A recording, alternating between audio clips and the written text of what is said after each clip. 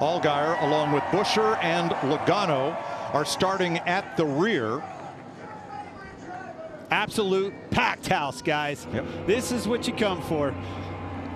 Remember, Tyler Reddick must take the green on the track and then do a pass-through penalty for inspection violations. Here they come. The Coca-Cola 600 is underway.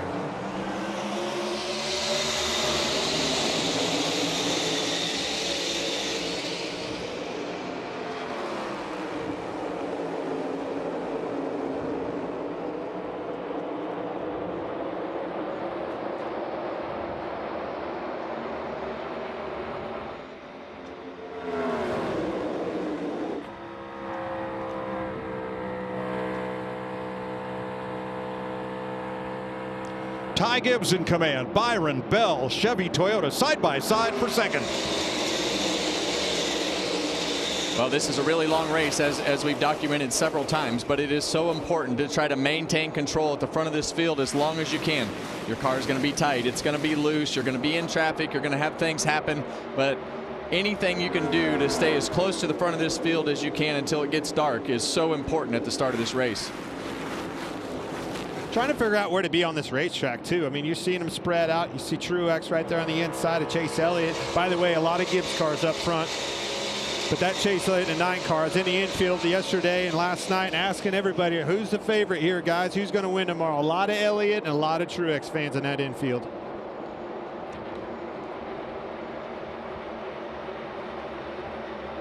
Michael McDowell, 10th place. Denny Hamlin. Here's Kyle Busch down on the inside. Doesn't surprise me a bit with Kyle Busch, always aggressive.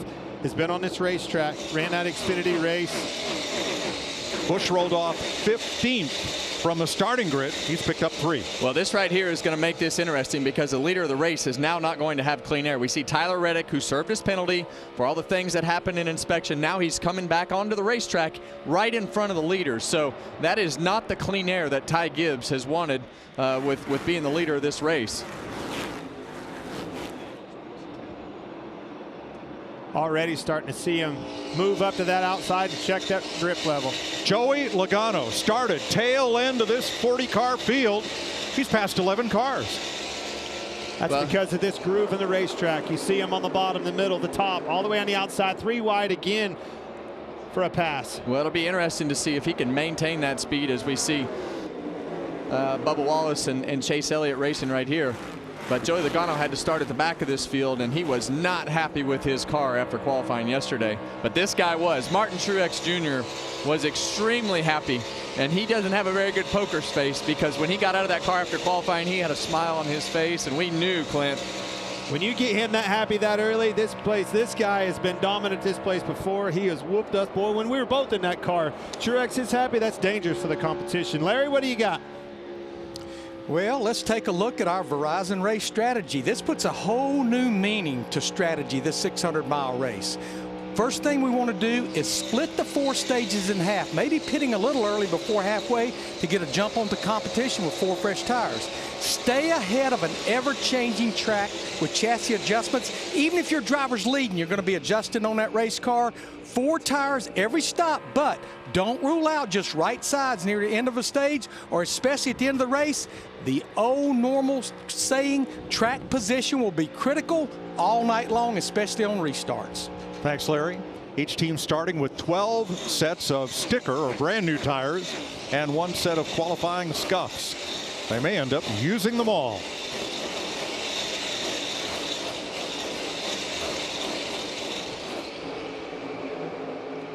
Denny Hamlin trying to move into the top 10 from Michael McDowell here. Hamlin in that aqua number 11. Yeah, and you're going to see a lot of cars that you're going to think, oh, these guys are doing pretty good today because they take off good and they're in line with the grip level of the racetrack and find a place on the racetrack that is good for them and make it work. And then you're going to be like, where'd that guy go? Well, and it's pretty uncharacteristic of Denny. You saw him lose the nose there in the wake of McDowell and shot way up the racetrack.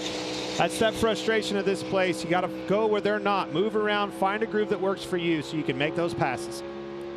Alex Bowman looking for 5th there against Bubba Wallace. And here's Allgaier, his first laps in this car. substituting for Kyle Larson were when they dropped the green flag. So the Gator, as he's known, started 38th. He's picked up 2. Yeah, and it's going to be a steep learning curve for Justin as we go through the beginning of this race, but he's got plenty of laps to figure it out.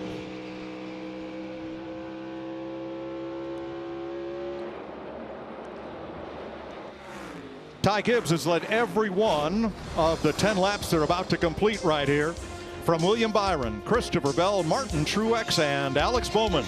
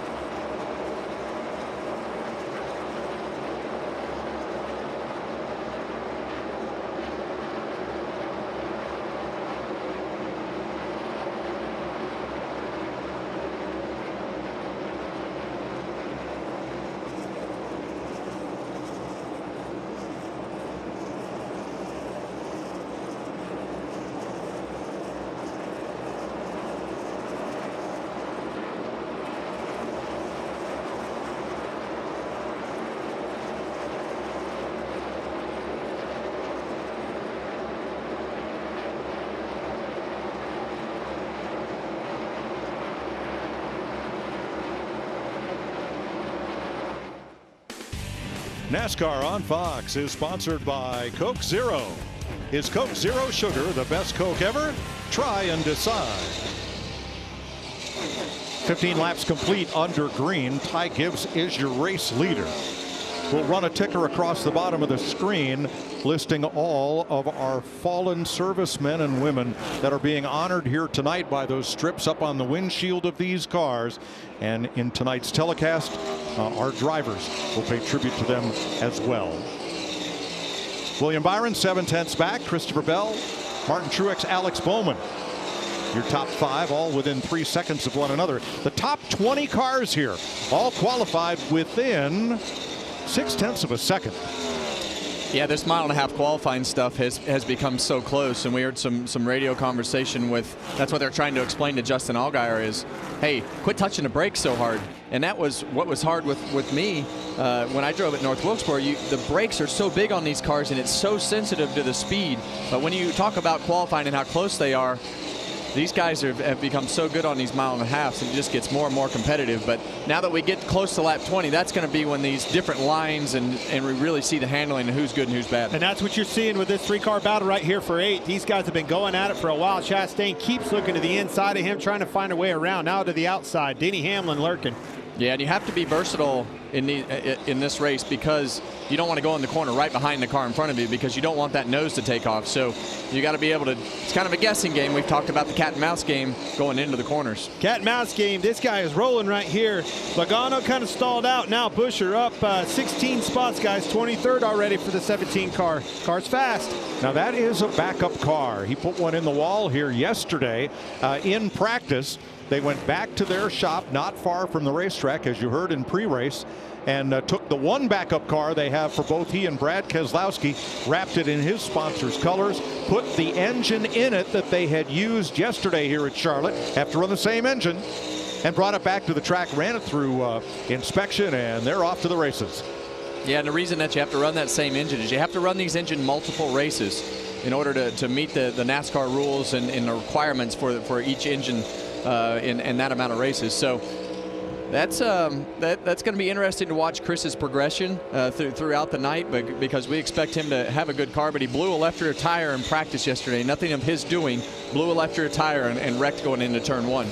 I want to make a point here. Tyler Reddick served his penalty, Kevin. He pulled out right in front of your leader, Ty Gibbs, but the difference is he drove off from him. This car gets back around there and catches up to this field. He's going to be dangerous later on in the evening. This car is very fast, Tyler Reddick. Well, he's just ahead of the leader, but a caution flag would catch him right up with the rest of the field. Drove off from him. Look at the gap. He pulled out right in front of him. Well, Ty Gibbs had led a total of 5 laps total in his 14 prior starts on mile-and-a-half tracks combined. But Jamie, he's led all 21 so far today. Well, Mike, what a day, what a weekend it's been for young Ty Gibbs on the pole in the Xfinity race, and then captured his first career pole right here today. Talked to Chris Gale, his crew chief. He said, we are checking off the boxes. Winning stages, leading laps. Now we got a pole. Now we just need to complete it. We need to get the win. Right now, the car good up front, rolling to center. Really good, Regan. Well, Jamie, William Byron had his spin yesterday in practice right before qualifying, but was still able to go out, qualify second, and find a way to get that car back up front after a spin that could have made any driver nervous. Crew Chief Rudy Fugel told me that was a huge key to what happens for them tonight. He wants to get a good read on this race car early on while it's up front so that they know as the track transitions exactly what they need. A little bit loose right now for William Byron.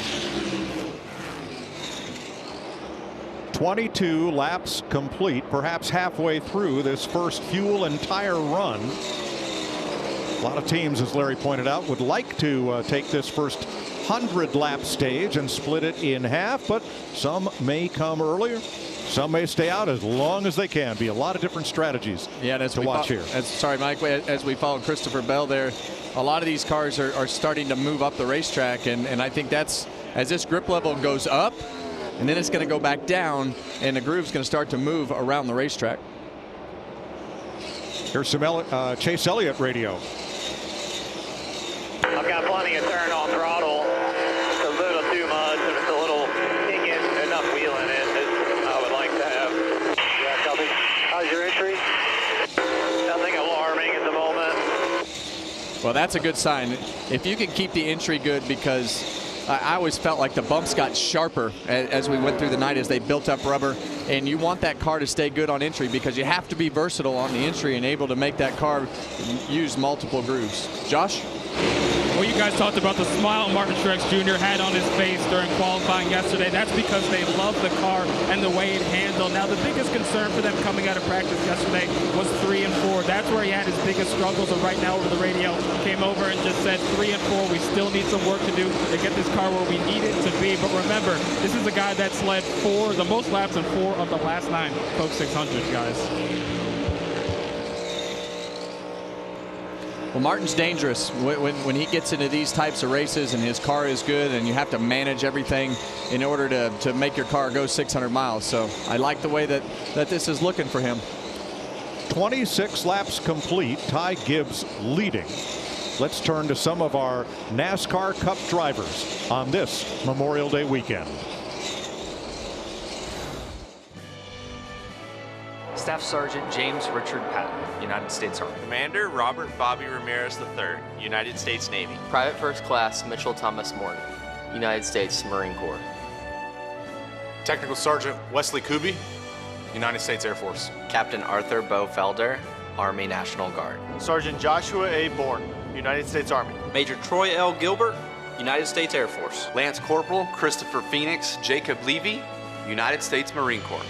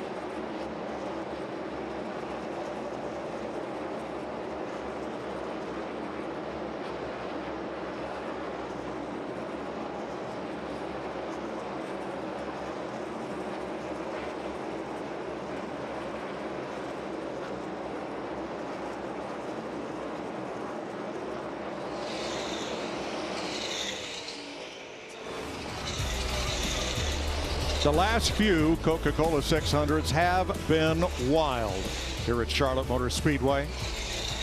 Denny Hamlin got to celebrate a victory here, but not two in a row, where he ended up in defense. And Ryan Blaney won the 600 and went on to win the NASCAR Cup Championship in 2023. Right now, Hamlin sits 8th in the race, and Blaney 12th. Ty Gibbs is your leader. Welcome back to the Coca-Cola 600 on Fox.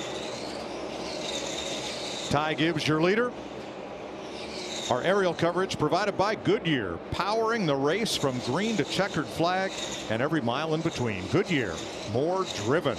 Well, that aerial makes me smile, Clint. Look at all those people, cars, motorhomes, campers. I've been one of them this weekend. I've been camping in that infield, been running every morning. Been down there with my people. Oh my gosh, they're having so much fun. Sold out infield, sold out grandstand. This has been an event this weekend. Tons of fun being had everywhere. Concerts, my gosh, there's been everything. Ty Gibbs, last year's Rookie of the Year, has led every one of 35 laps so far. His granddad, Joe Gibbs, owns this team and has had 5 different 600 wins with 5 different drivers, including Bobby Labonte, who got his first ever NASCAR Cup win in the 1995 600, 7 years before Ty Gibbs was born.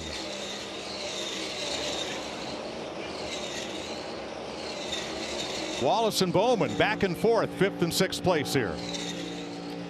Total opposite ends of the racetrack, and you're going to see Bubba Wallace slide right up and Alex drive back underneath him. So they're going to swap these positions again, and they're going to go down to the other end of the racetrack, and Bubba can keep that track position up in that preferred lane up in the top groove.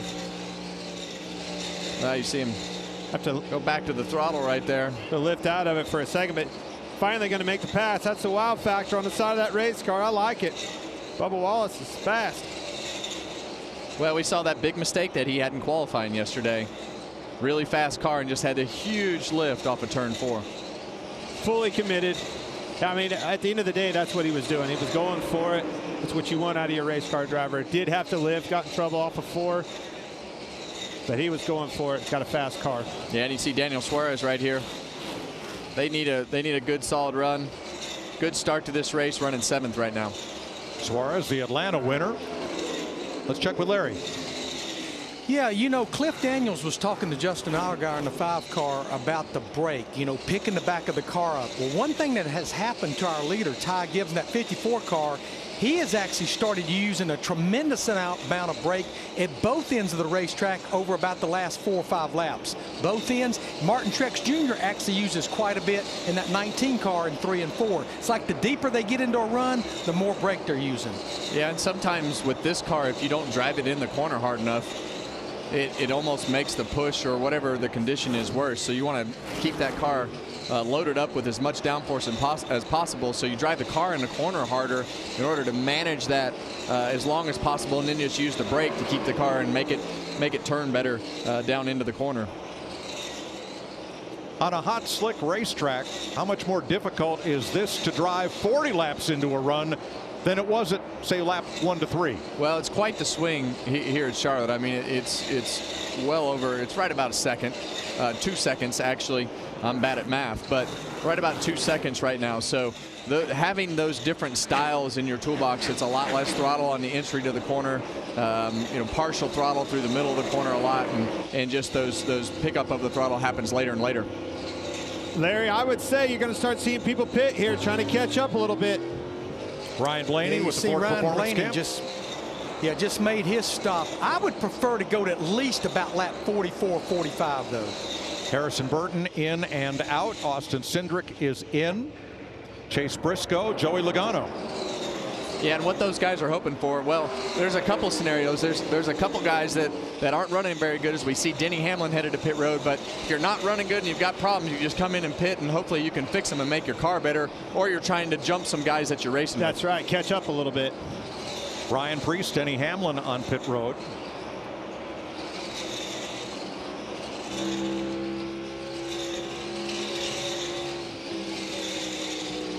Alex Bowman in 6th place. Is he coming? And now. Yes. Yeah, you see him stay up on that banking, really flattens out right here. Got to stay under that orange box and get on the pit road. A lot of tire smoke. I think that's Ross Chastain. Regan. Mike, the 48 of Alex Bowman took off the race, sliding the front tires just a little bit too much, meaning the car was tight. Then it started to come around briefly, but now it is too loose. The car bouncing all over the track on entry in particular for him, and no rear grip on the 48 right now. Well, that's no fun. When you hear bouncing on the entry to the corner, that's not going to get better. There's your leader, 54 Gibbs on pit road. Josh. One update on the 19 of Martin Truex Jr. He said, I just don't have the grip I need right now. In 3, I'm a little free. I'm tight in 4. They're going to make an adjustment to help him out. William Byron getting service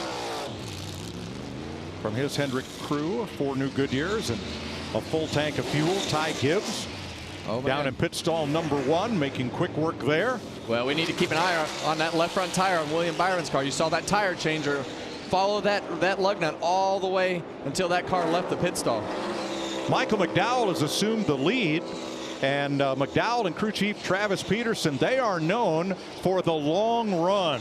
When everybody else comes in, they'll stay out, try to catch a caution flag, and trap some of these cars a lap down. Yeah, and also they're going to run it until, like Larry was saying, I like running it to halfway, because you know, you get pitting early right here, then you have to run it longer in the second part of this run, and if your car wasn't that good, then it gets really bad as you get later into the the 60 lap range. And Chris Buescher, who started in the back, is now 2nd, along with Shane Van Gisbergen, Allgaier, Dillon, and Yaley. Those are the 6 drivers who have not yet stopped.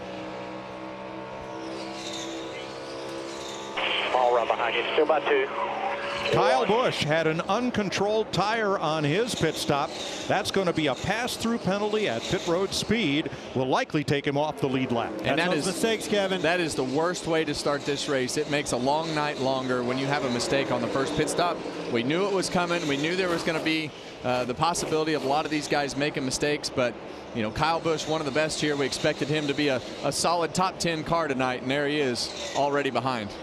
And as he comes down pit road, as he crosses the start finish, the leader McDowell goes by.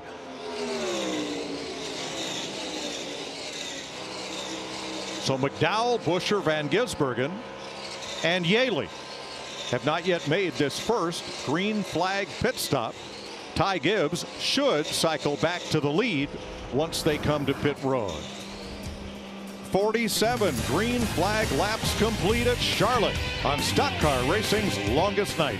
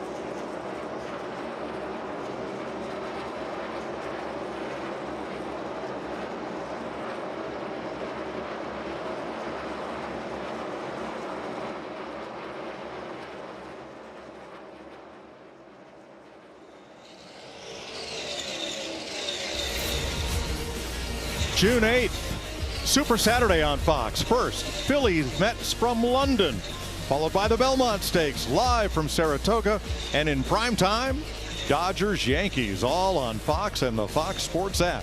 It's Super Saturday, June 8th. Here at Charlotte, 52 green flag laps. The pit stop cycle has completed, and here's the race for the lead. Ty Gibbs, William Byron.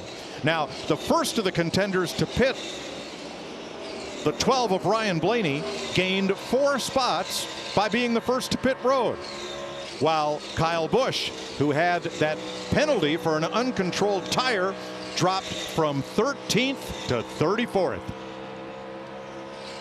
Well, we see William Byron's car running the bottom of the racetrack. That tells me that exactly what they've been talking about the whole time.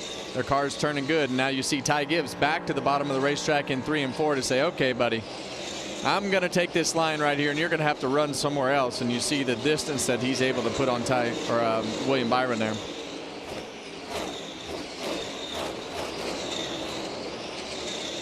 Now you see the leader starting to come up on Ryan Preece right there. He's the last car on the lead lap. So these passes will start to become more and more difficult as they get further and further through the field. And that also makes it more and more difficult for Tyler Reddick to stay on the lead lap and get into that lucky dog position, because they keep catching more cars. And those guys are battling hard. Reddick, Busch, and Allgaier going for that lucky dog. That is until, just like you said, Preece gets lapped.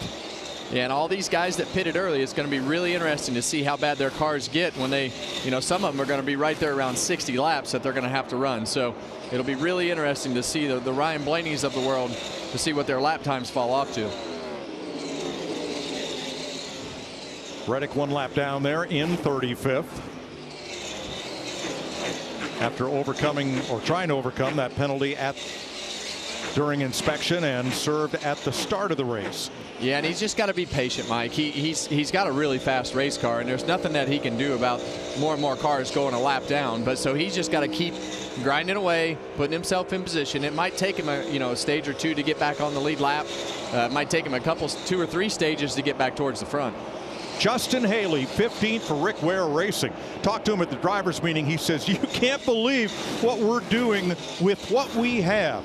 They raced this car at Darlington 2 races ago because they only have 2 cars. But he's been racing here in the top 15 and going hard at it. Good job as Ty Gibbs and William Byron go at it for the lead. Battle's on because of that lap traffic. Look at this. Who can get through them best? Yeah, and you see Ryan Preece on the bottom. They split the 66 car. William Byron to the top of the racetrack. Ty Gibbs back to the bottom, and Preece is a lap down after that whole thing went through. So that's another car that Tyler Reddick has to catch up to now to put himself in the lucky dog position. But I think William Byron's got a better car right now, Clint. So does Allgaier. I mean, that's the 5 car right there, and like getting in, no practice, no nothing, getting in, and he's making a pass on the 2nd place car in William Byron. Pretty impressive. He's now the first car 1 lap down, and Kyle Busch is coming. And a fired up Kyle Busch, is that what you want to see in your mirror? I'm impressed with that penalty. I don't want to take it off of Kyle Busch. You know he's going to be fast and aggressive as well. But that Allgaier's got him breathing down his neck and is making some moves, making some speed out of that race car. 59 laps complete. Again, let's turn to our NASCAR Cup drivers to introduce the names of some of the fallen they are carrying on their cars tonight. Captain Jennifer Moreno, United States Army. Staff Sergeant Christopher Diaz, United States Marine Corps. Chief Special Warfare Operator Christopher George Campbell, United States Navy. Sergeant First Class Francisco L. Valley, United States Army. Corporal David Warren Smith, United States Marine Corps. Staff Sergeant Jeremy Border, United States Army. Commander Howard Walter Gilmore, United States Navy. Corporal Jennifer Marie Parcel, United States Marine Corps.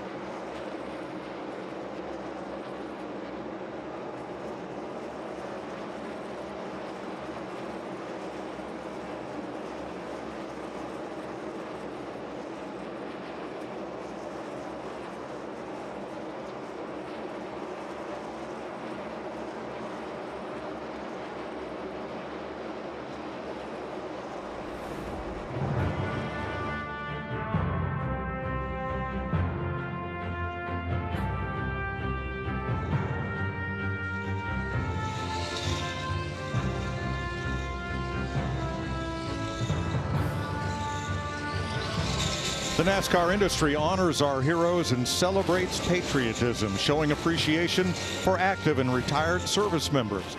Visit NASCAR.com/salutes to learn more.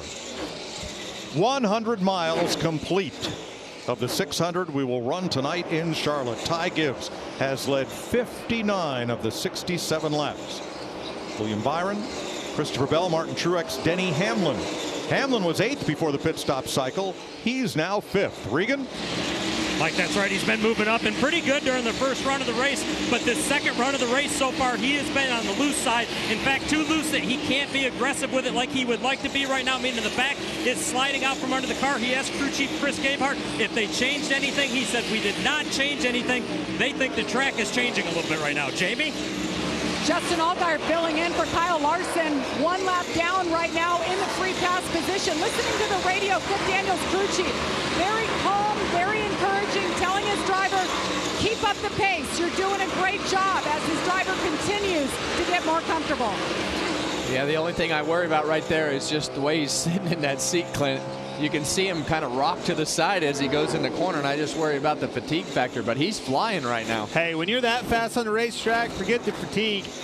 You got confidence on your side. That's the leader that he is running down. Already past second place, William Byron, his teammate. The leader right in front of him, Ty Gibbs. Can he go up here and pass for the lead lap back on his own?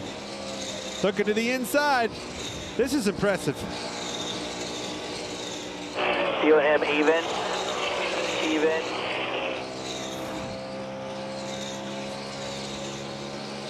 Still there? 2 cars just ahead may make it. Well, he might be able to use them as a pick. We'll see. Yeah, and he's got to do it. Yeah, he's got his clear lane. Wow. You don't see that very often. Well, now's when it gets difficult. You got the cars side by side in front of them for all these guys that are racing into turn 1. So that just makes that air just really difficult to navigate. So that's Todd Gilliland, Ricky Stenhouse right in front of that lead group. Whoa, careful, hold on to it. Worst case scenario, those guys door to door racing. So Allgaier back on the lead lap now, Larry. Yeah, I think this track is going through a transition. You heard Regan's report on Denny Hamlin. I'm hearing the same thing out of William Byron, Ryan Blaney. Everybody is getting on the free side. Remember, with this Gen 7 car, when the track gains grip, the cars get freer because the front gains more grip than the rear tires. William Byron, 24, the new leader over Ty Gibbs. Yeah, and all that was taking place, and Ty Gibbs just kind of got out of sequence right there, but his car doesn't look to be as good as William Byron's or Justin Allgaier's for that fact. In traffic. As soon as he caught that lap traffic running side by side, he got tight. Kyle Busch in the mix in the 8th there, trying to get back on the lead lap as well.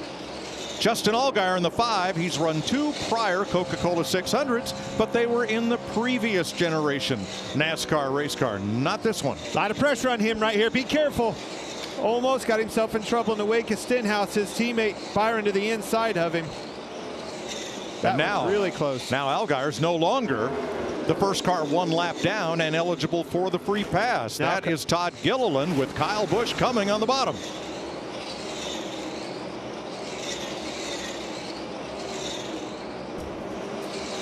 Sunday night rush hour traffic in Charlotte. William Byron the leader.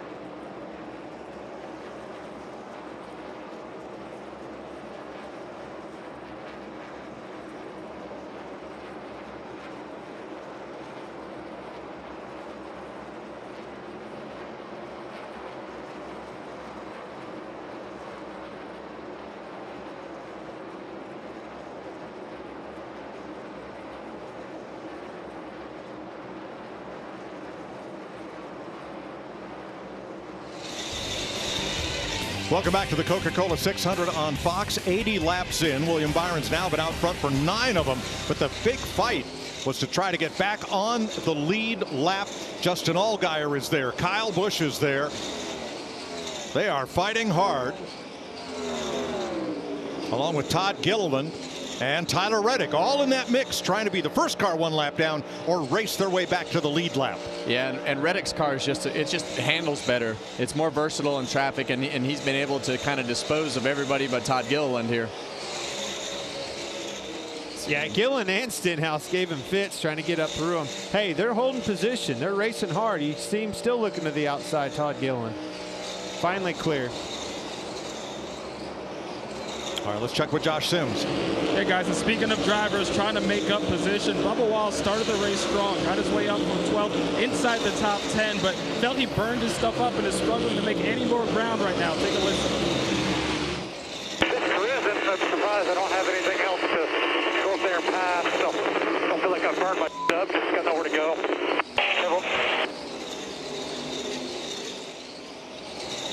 Wallace 7th, 5 seconds off the lead. He and Alex Bowman have been battling since the drop of the green flag. 7-time champ Jimmy Johnson, the Advent Health Cam on board his number 84 Toyota. Clear. Johnson was trying to hang on to the tail end of the lead lap there. Well, right now he's still in the lucky dog position. It's not quite a lap down yet, but he's close. He and Allgaier ahead of race leader Byron as they roll up into turn number 3.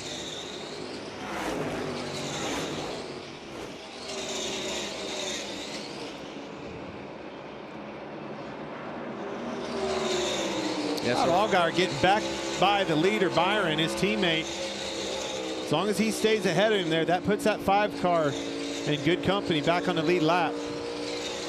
Yeah, both of these cars right now are still on the lead lap. Allgaier went by Jimmy Johnson. Jimmy Johnson is now, he's fighting for his life to not be the lucky dog, but looks like he's going to be. 15 laps to the end of stage 1 of 4 tonight.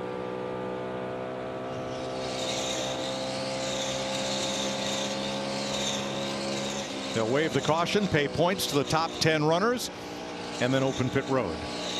Yeah, and this is really that phase of the run where I start to wonder what's going to happen with the guys like Ryan Blaney and some of these guys that pitted 4 or 5 laps before the other guys. But right now it doesn't look like it's too big of a hindrance in everything that's going on. And remember Michael McDowell, who was the last car to pit, who led all those laps after everybody'd been to pit road? He was 11th before the start of the pit cycle. Where is he now? 11th. Yeah, and didn't hurt him a bit. And the thing I like about that strategy, like right there, he was 0.4 of a second faster, half a second faster than the guy behind him. So I think it's easier to pass at the end of these runs. We got one spinning around off turn 4. That car gets straightened out and down to the apron, but caution waves for B.J. McLeod. Driving for Carl Long. Last year, McLeod had one of the NASCAR charters, but he's got a right front down and sold that charter at the end of the season, so he is running a limited part-time schedule this year. Here's what happened to the Florida driver off turn 4. Looked just like William Byron yesterday. Just gets to that 3/4 mark in the corner and back stepped out on him. Tire blew out after the fact when he was sliding sideways, so it was not the cause of the wreck. Spin, I should say. Well, that is a benefit to Justin Allgaier, who was ahead of the leader when the caution came out, and Jimmy Johnson. First car 1 lap down will get the free pass. He'll come around under caution and get back on the lead lap. Good job, Justin Allgaier. That is an aggressive move by him, bold move by him, getting into that car. That's big. Now, before that all happened, here's the radio from number 5. Remember, cleaner air right here is going to be a little freer into 1. Anticipate that. Very proud of you. Very proud of you. Great job right now. William ran a 70. You ran a 30. No lie.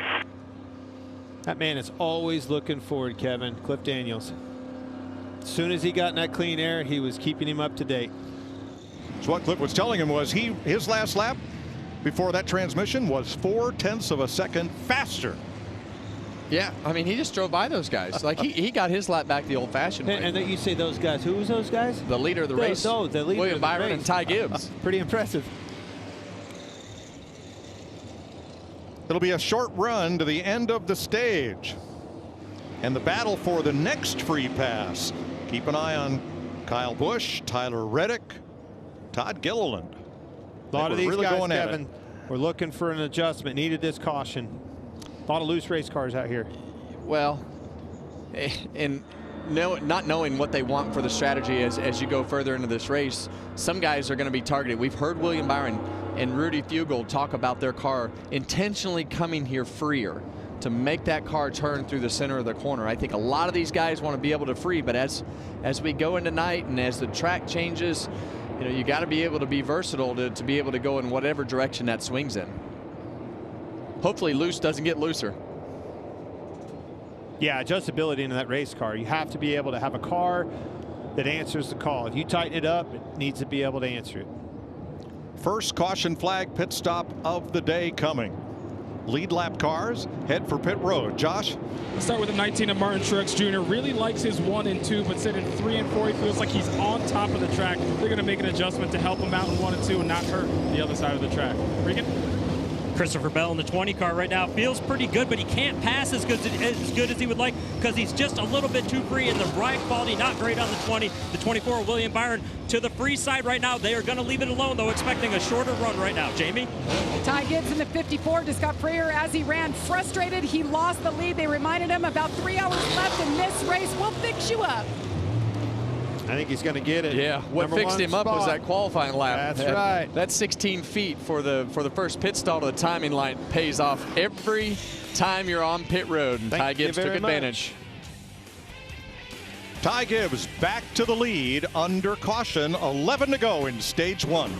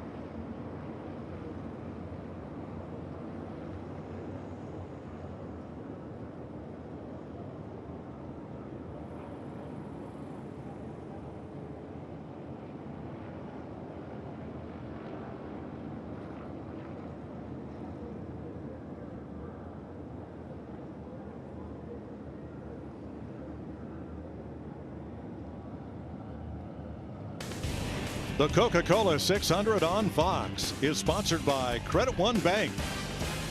And by Ford, built Ford proud.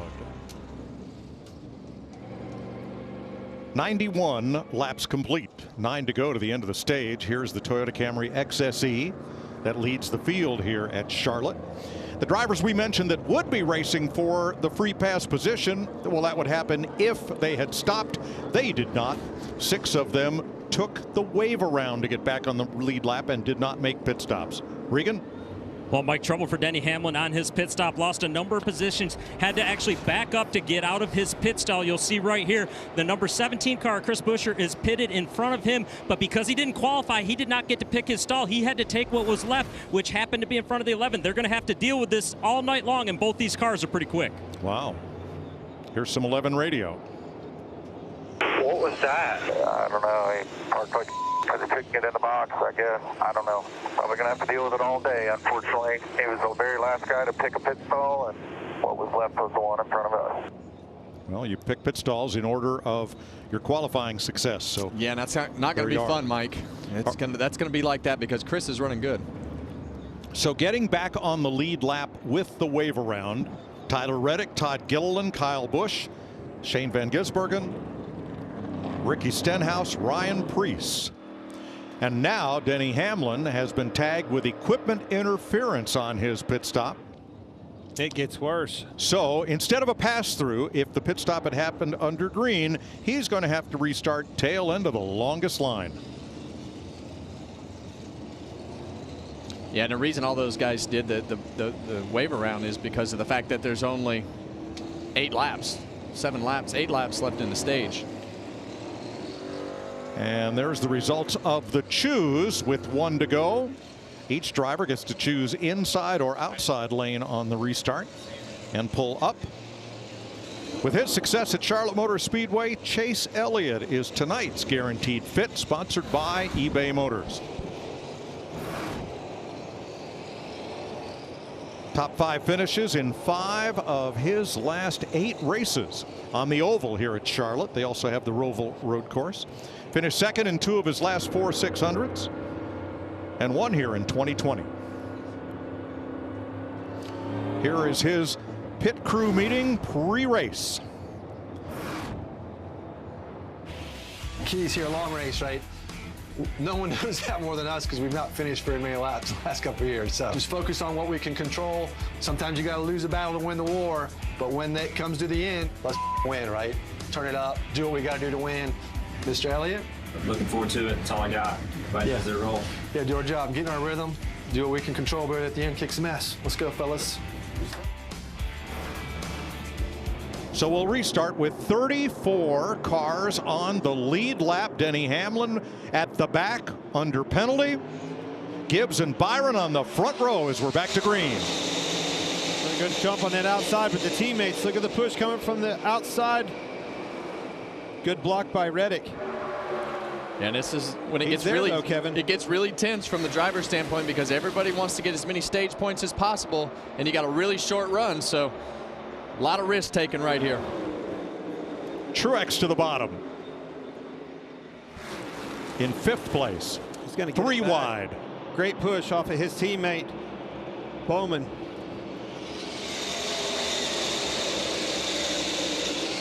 Byron back to the point. Good teamwork. William Byron has 3 Cup victories this season, but no stage wins. He won stage 1 of the 600 here last year. Points back through 10th place at each 100 lap mark of this race.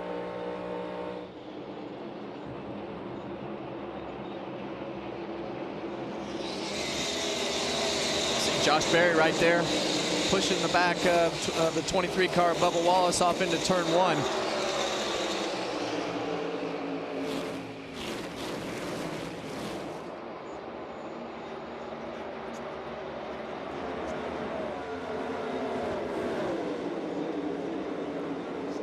A lot more aggression out of these guys on this restart. Had some adjustments. They know what the feel is going to be, the grip level in their race cars. A lot more confidence within. They're going at it hard. Yeah, and the hard part about what they're doing right now is that everybody's going to have pace. So you want to run as low on the racetrack as possible, but as you get those cars stacked up behind each other, it becomes harder and harder to turn, and then you get those big moments where the front slides. Now outside the top 10, teammates battling for 12th. Team Trackhouse, Chastain, Suarez, and Justin Haley right up there with him.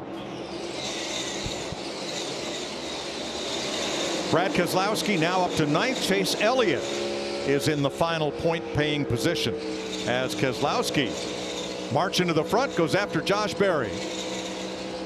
Well, there he is. There he is. And heck of an update, Spotter. There he is.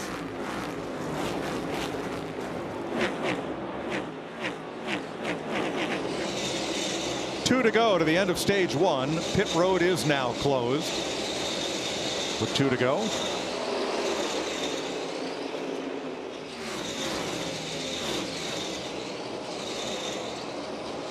None of those drivers who took the wave around to get back on the lead lap have advanced. They are still stuck from 29th on back. Michael McDowell in that blue number 34 fighting for one of those point-paying positions. 1 lap from now.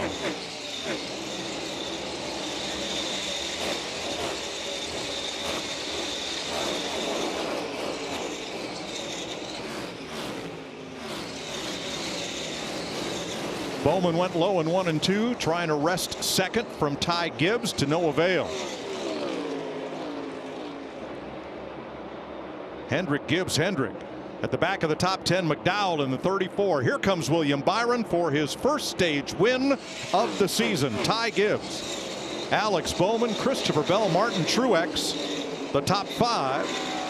Bubba Wallace, Ryan Blaney, Brad Keselowski, Josh Berry, and Michael McDowell, the top 10. For the 5th straight year, Hendrick Motorsports has won stage 1 at Charlotte.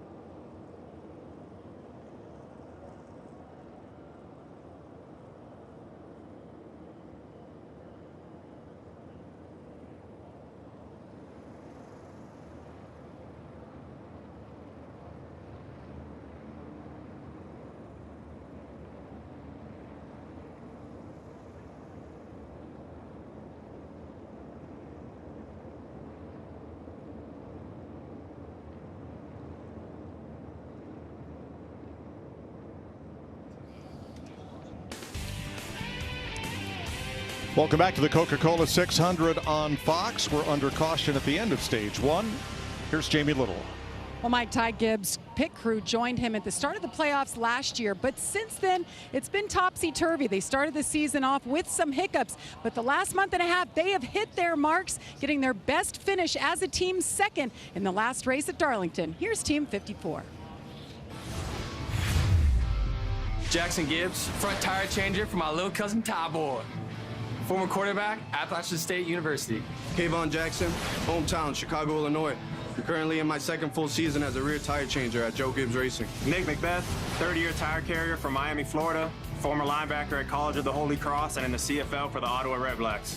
Braxton Brannon, Jackman, Mooresville, North Carolina, 16 years in the sport, 2 Cup championships. Thankful to be at Joe Gibbs Racing. Ian Anderson, fueler. I'm from Pofftown, North Carolina. This is my 8th year in the sport. I'm a former offensive lineman from Ball State University. I want to give a special shout out to my daughters at home, Lillian and Madeline. That's the Ty Gibbs team. They are led by crew chief Chris Gale. And up on the roof, spotter Tony Hirschman. There's Chris Gale, 2 career wins, both with Eric Jones as a Cup crew chief. It's his second season with Ty Gibbs after winning the Xfinity Series championship in 22.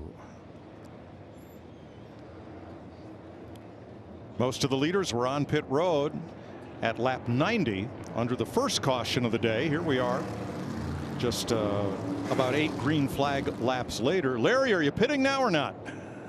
I think you'll see a mixed bag, but I know a lot of them are not considering changing just 2. Chris Gabehart told Denny Hamlin, oranges or tornado, no in between. Josh. Yeah, let's get an update on the 19 of Martin Truex Jr. The biggest concern for him right now, that thing is a little free and on top of the track. They're going to try and help him out. Regan?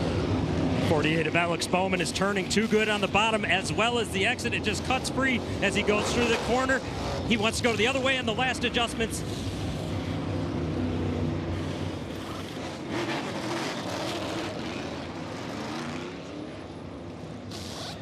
This is going to shake things up, guys.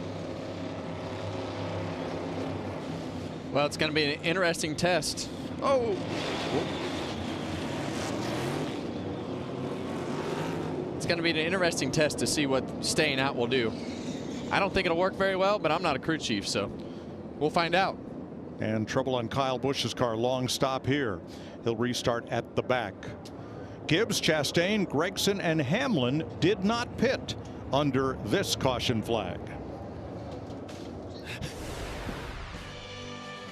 Sergeant James G. Johnston, United States Army. Major Tobin, Toby, Josiah Lewis, United States Marine Corps.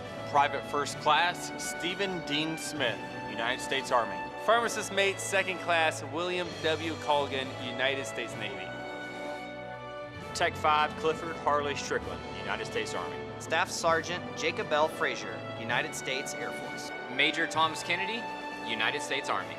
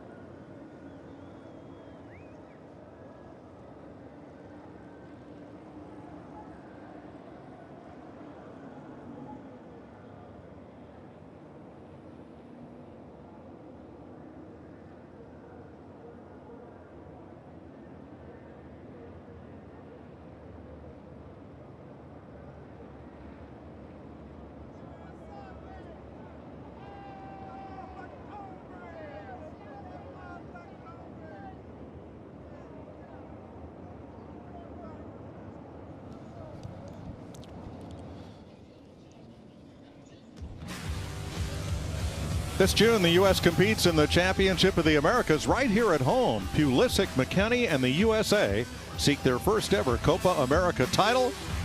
USA versus Bolivia, June 23rd on Fox. All right, let's clean up a few things from pit road. You saw Ricky Stenhouse gain 27 spots. Well, that's because he didn't stop in his pit. He has since come around and made his pit stop. He is 34th. Corey LaJoie, too fast entering pit road, so he'll restart tail end. And Michael McDowell and Joey Logano rolled the dice here. They are the first cars behind the 4 that did not pit because they only took 2 tires. A lot of people rolling the dice, Kevin. Staying out, 2 tires, 4 tires is even. Now you got to pass some cars. They're going to be all over the place. Yeah, and these sometimes are recipe for disaster because you have the mixed up tire strategy. I always felt like stickers will fire off better, but track position is super important, so we're going to have to see where that balances out, Mike. Zane Smith is the free pass car, and Justin Haley, who had been having a top 15 run, had to come back on pit road for I believe a radio or a helmet repair, so he had to make an extra stop. He'll be starting at the back with Ricky Stenhouse, who happens to be starting right next to Kyle Busch, and we know what happened the last time those two got together early in the All-Star race last weekend at North Wilkesboro. We see the lights on the pace car back on. This is you know, we haven't seen Noah up there. Michael McDowell's been what, 10th, 12th, except leading a bunch of laps when he had that long run after everybody pitted earlier. He led some laps while everybody else was pitting, but you know, I think you know, the 54 car has been good. The 1 car has been mediocre. And then you've got those guys back there on 4 tires, William Byron, Christopher Bell. So this is going to be interesting. I always like to be on offense. I don't even know what to say about that. I met that kid last night, just graduated. Of course you did. Graduation present. I bet you did. I don't know about the leprechaun. Well, reach for your glass because here's our all-star highlight from North Wilkesboro. Joey Logano led all but 1 lap when he pitted real early on. That's Kyle Busch against the wall. This was the story. And Ricky Stenhouse was trying to get by him without contact, but Busch took offense. Stenhouse in the wall, parked his car in Busch's pit, and then, with no tunnel at Wilkesboro, waited till the end of the race. At first, they talked it out, and then they went at it. I don't think it was a shadow of a doubt in Ricky Stenhouse's mind, Kevin, that what he was going to do.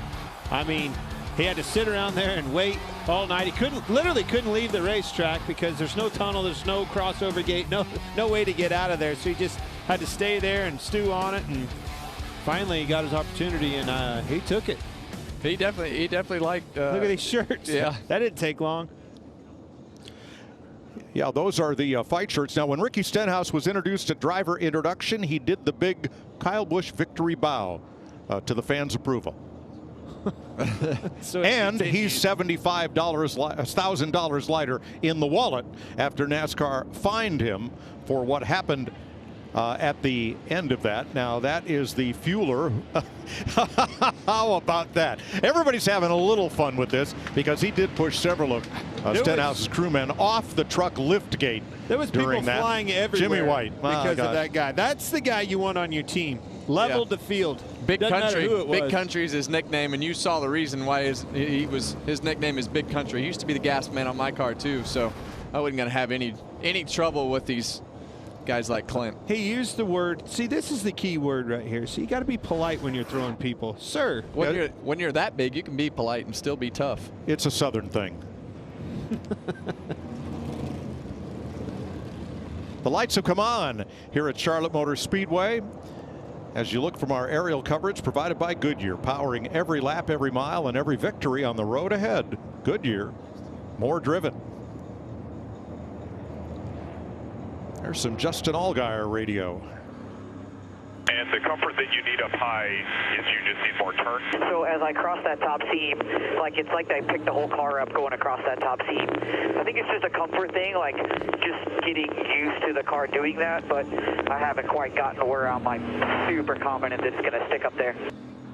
Yeah, and hopefully, if he's crossing the top seam on the entry, he needs to not cross that top seam. But I think what he's talking about is as he exits turn 4 and has to cross that seam coming down the racetrack, the back just probably wants to walk out from underneath him, because every time he crosses the seam, the car gets a little squirmy. Ready for the restart. The first 4 cars have about 8 green flag laps on their tires. The ones behind them are on new rubber. Here we go.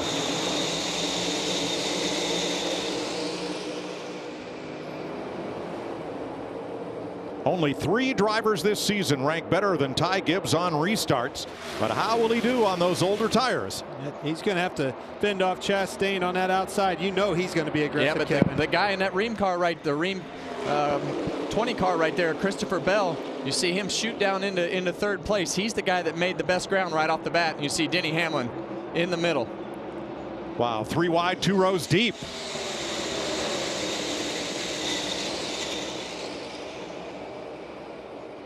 Chastain with the lead. You see Bell, he's just able to just pick a different lane and go right around Noah Gragson right there.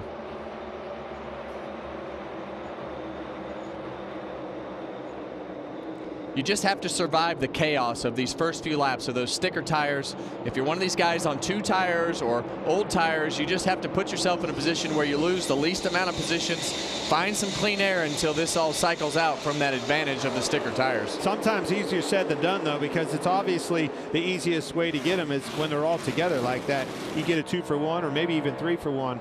Somebody slips up, that's your opportunity. Have to be careful, though. Tiptoe around it. Teammates fighting for second.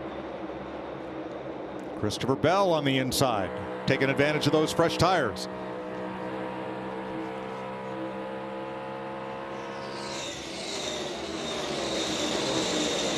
Look at that's the guy that's going to come out probably as good as anybody on this whole cycle. Denny Hamlin was all the way at the back of the lead lap cars. That was a no-brainer for him to stay out. I think the rest of the guys is just going to be a matter of where they cycle out to. We haven't seen Joey Logano have very much speed today, and he's kind of in the hornet's nest back there. But if Denny Hamlin, I mean, even if he falls back to 10th or 12th, that's a win for him. Still a net gain, absolutely. Alex Bowman in the 48's been a top 5 contender all afternoon. He's been sneaky quiet, Mike. Yep. You know, we talk about Chase Elliott, and he got to victory lane. This is the other guy that's just been knocking off those solid finishes, putting himself in a position to have good days, and we haven't talked about him much, and he's just been really quiet but doing a good job.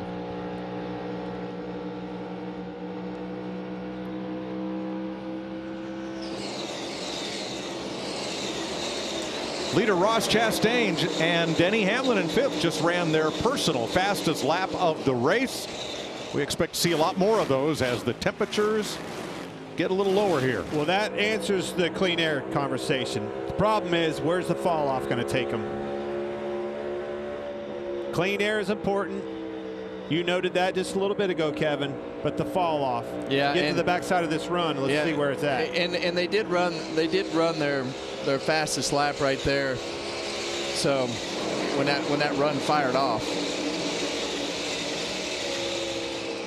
lap 112. So it's like 4 laps ago, but you already see the fall off that Hamlin has right there. It's already a half a second in 5 laps. Looking back from 11th place, Ryan Blaney's Ford Performance Cam. At Martin Truex. 5th place. Hamlin, Wallace, Josh Berry in his first 600. 18 laps into stage 2. Next scheduled caution at halfway, lap 200.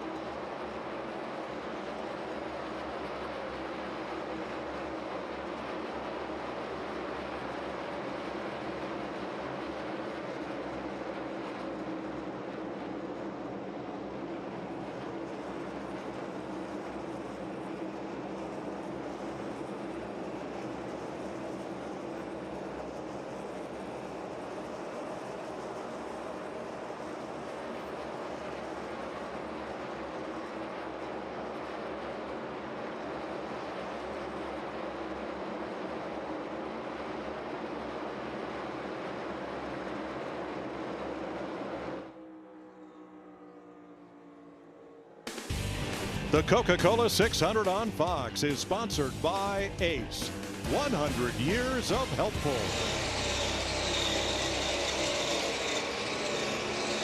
123 laps complete. Christopher Bell is the new leader. On fresher tires, he takes advantage of Ross Chastain here, who had led a total of 10 laps. That's what it is. Just fresher tires.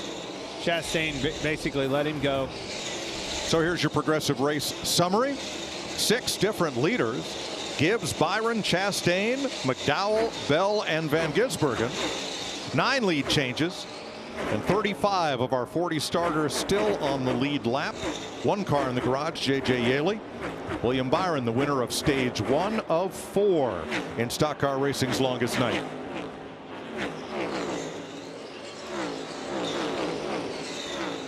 Well, it's definitely, this tire situation and staying out has definitely woke the 1 car up of Ross Chastain. He has run way better, way longer than he had before. And now that he's got some track position, we've seen the 22 car fall back. And how about Chris Buescher?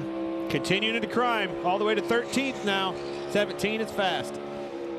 Larry Mack, what about the 4 drivers who restarted at the front of the field after staying out? Well, the 4 are all inside the top 10, top 11. I was telling Kevin during commercial break, I think another reason they were okay with doing it, they're not trying to make a 65-lap fuel run. The window's going to open to basically split this stage in half in about the next 15 to 20 laps. So they knew they didn't have to make that long of a run. Yeah, and it's still going to pay off for Denny Hamlin. I mean, he's going to make up a number of spots by the time this all cycles around. So Denny Hamlin, even Noah Gragson, right? Kind of, what do you have to lose? Jamie? Brad Keselowski making gains up to 7th, qualified 30th. Listening in on his radio, he's talking about how they're going in the right direction. So the ride quality over the bumps not good, but they're about 50% better than the way they started this race. They'll keep adjusting on it, but keep your eye on that 6. This is a Brad Keselowski type of night. Just grind away. Same with Chris Buescher. Patience, Grasshopper. Now Noah Gragson in the 10 was one of those cars that stayed out at the stage break and did not come in for fresh tires. He restarted 4th. He's now slid to 12th. Michael McDowell took 2 tires on his pit stop and moved way up in the running order. Let's look at the Xfinity fastest lap. Ty Gibbs, the pole sitter, 29.61. William Byron, 29.78. Gibbs, that's 182.3 miles per hour. Yeah, and that happened back on lap 2. Yeah, it happened right off the bat when that track was clean and everything was fresh right off the bat. And that's typical of this racetrack when it's not been run on and they've cleaned it up.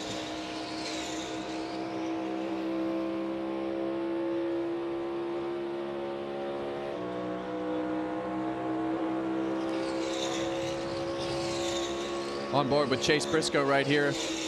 They haven't had much going for themselves tonight. The Mahindra Tractors Ford Mustang on board. See him right there with his teammate Ryan Preece.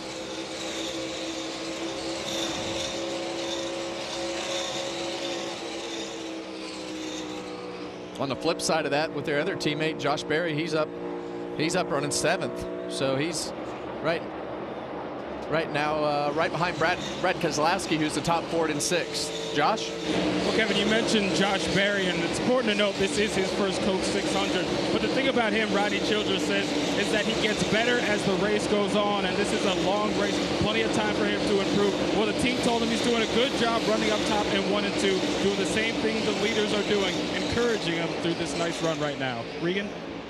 Well, we've been noticing the progress of Chris Buescher as he's moving towards the front, currently running in the 12th position right now.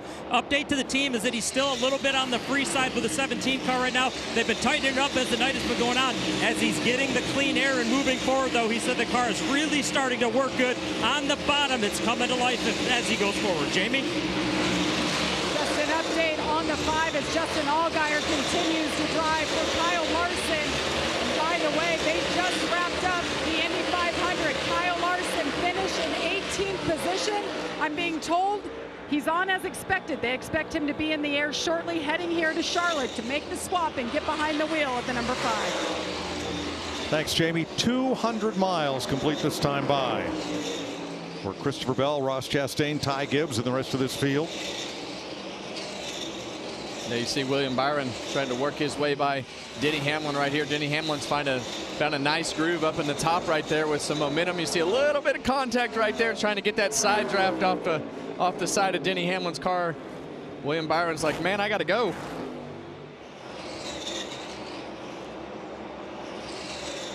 Make that pass. Next spot he's got is Josh Berry, and I just want to go back, to Josh's report on Berry. It's very interesting because of the fact that he's in his 20s as far as Cup starts, the amount of Cup starts, and we think of him as a veteran up here, and he's just learning a lot of these racetracks and really trying to understand everything that's happening with these cars, and that's why you hear Rodney Childers talk about him getting better and better as the race goes on. So Josh Berry doing a great job tonight. In 7th place in his first Coca-Cola 600. 265 laps to go in Charlotte. Christopher Bell in a Toyota in front. Master Sergeant Aaron Carl Torian, United States Marine Corps. Sergeant Andrew P. Southard, United States Army. Petty Officer 3rd Class Phil Isidore Valdez, United States Navy. Sergeant Jasper P. Sloan Jr., United States Marine Corps. Specialist SPC Dustin James Feldhaus, United States Army. Captain David Seth Mitchell, United States Marine Corps. Specialist Jonathan Batista, United States Army.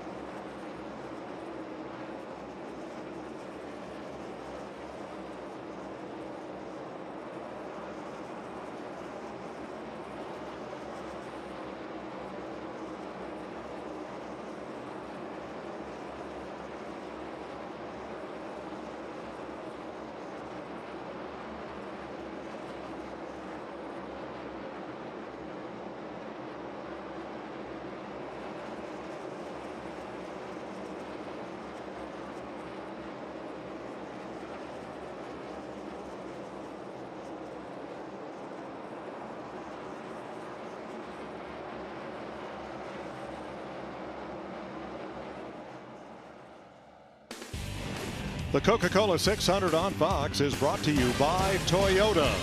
Let's go places. Well, this week, the Hall of Fame. NASCAR Hall of Fame in Charlotte voted its newest class that'll be inducted in February. Racers Carl Edwards and Ricky Rudd, along with racer, car builder, and team owner Ralph Moody, inducted in the Hall of Fame in February, and the Landmark Award to Dr. Dean Sicking, co-inventor of the safer barrier. Congratulations to all. Pit stops have begun here at lap 142. Second place, Ross Chastain trying to hold back Brad Keselowski. That Brad is flying out here. That 6 car is on fire. No mistakes on pit road. Here they all come. Josh? So with 23 of Bubba Wallace, been running inside the top 6 for most of this race. He was saying he was getting really loose towards the end of that run. Joey Logano locked it up entering pit road. A lot of tire smoke there from the yellow 22.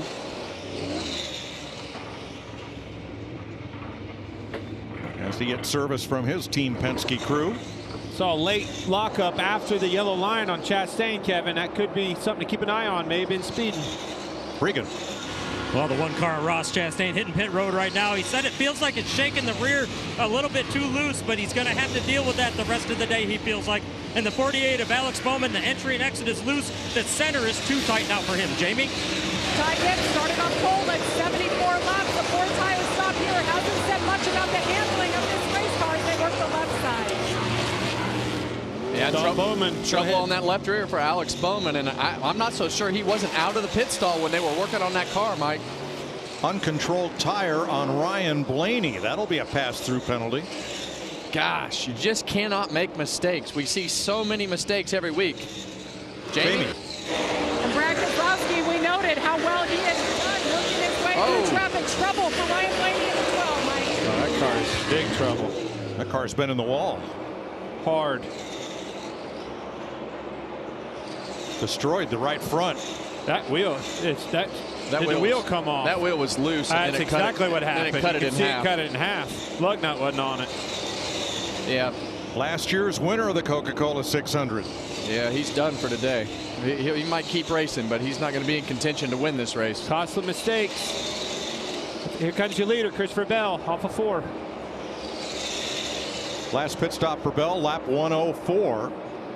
During the stage break, he had a 6-second lead when he came to pit road. Regan? Well, it could be bad news for the competition right now, Mike. Christopher Bell just told his team it's a little bit on the loose side, but I really like it like that right now. He's been pleased in the car. He knew at the start of the race, crew chief Adam Stevens told him he would be the one that would have to manage the early stages. He's doing that well. So rookie Josh Berry has taken over the lead of the 600. 5 drivers in this cycle have yet to make their stop, and they were all last in the pits at lap 104, 105. I like this strategy, Mike, because we saw this we talked about it with Michael McDowell earlier, just being able to run those faster lap times at the end of the stage because of waiting a little bit longer to pit it. Josh's lap times are still pretty good, so we'll see how this all cycles around when we get to the end of this run at the end of this stage. Suarez and Stenhouse peel off and come to pit road. Josh, what happened to Ryan Blaney? Well, yeah, guys, it's been a frustrating day for Ryan Blaney. Never able to get that car where they needed to be. You saw it come in with that heavy damage. Just came over the radio, said, yeah, guys, we're done if they try and work on the right front of that car. And here's what happened. Oh, yeah. Straight up in the fence. Straight in the fence. And that was always one of the things that we talk about all the time, but especially at this race. You knew the car was going to drive bad.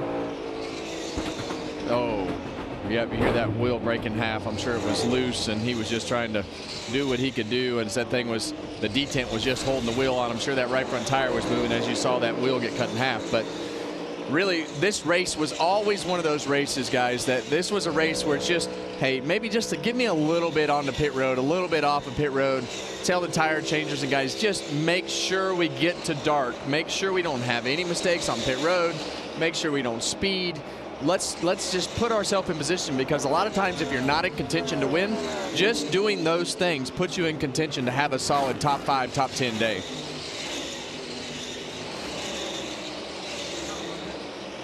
Josh Berry, Chase Elliott, 47 laps on those tires. Everybody else has been in within the last 6 or 8 laps. And last year's winner and the defending Cup champion, sits motionless on pit road. Ryan Blaney. And these guys have just, they've not run like they've wanted to run. They haven't had the speed that they've had last year. And there's nothing more frustrating when all that's going on than sitting on pit lane, watching all the cars go around the racetrack, just wondering, what the heck do I need to do? What are we doing wrong?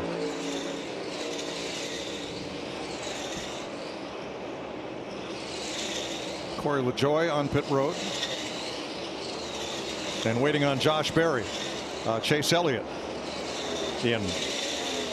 So Christopher Bell had a lead of about 7 seconds over Bubba Wallace back in 6th, who pitted 4 laps earlier, and now, well, they're pretty close to on top of each other. And that's what you want, right? Here comes Josh Berry down pit road, but that's what Christopher Bell wants. He wants to stay out as long as he can, shrink that gap, and that's going to be part of that calculation sitting up on the pit box. Those guys are going to know those gaps. Say, hey, let's stay out as long as we can. All right, pit. And that way we can come out in front of that guy that we're racing with. Josh Berry leaves his pit, comes to the start-finish line, and surrenders the lead to Christopher Bell. So Bell, who'd led twice for 26 laps earlier, is back out front after saying the car felt a little bit loose, so it should be just fine going forward.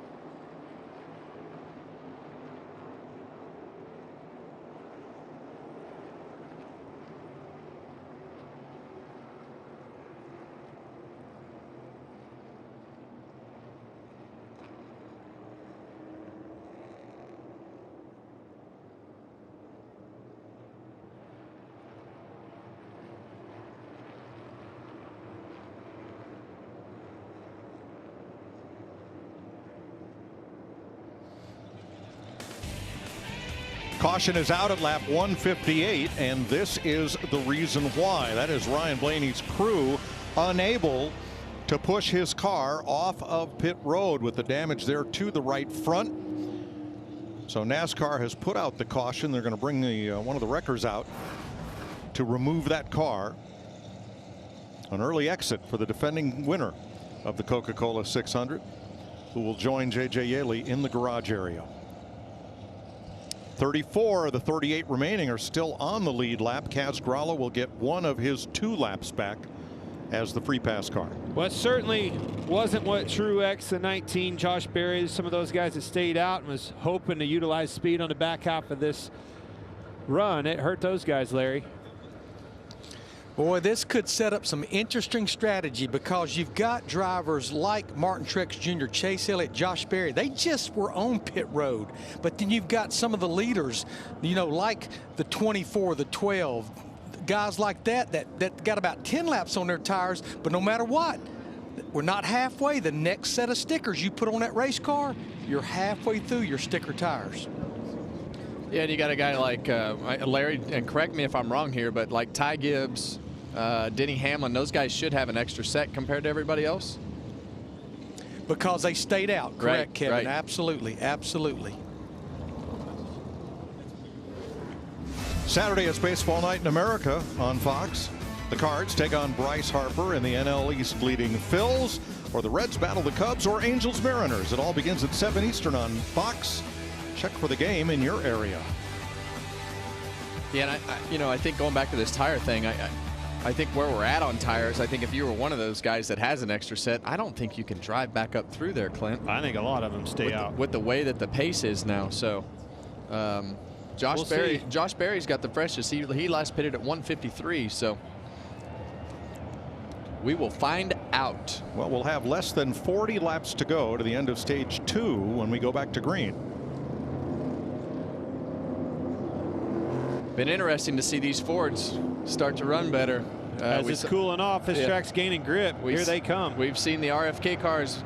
Buscher coming to the front, and Brad Keselowski, he's a contender at the front already. Reddick all the way from the back too, cracked the top 10 along with Buscher. Reddick's car's fast. Pit road's going to be very busy. Josh. Well, for Bubba Wallace, he came over the radio, said he's struggling to keep that right rear underneath him. He's going to get 4 tires of fuel. Hopefully they can help him out for this next run, Regan.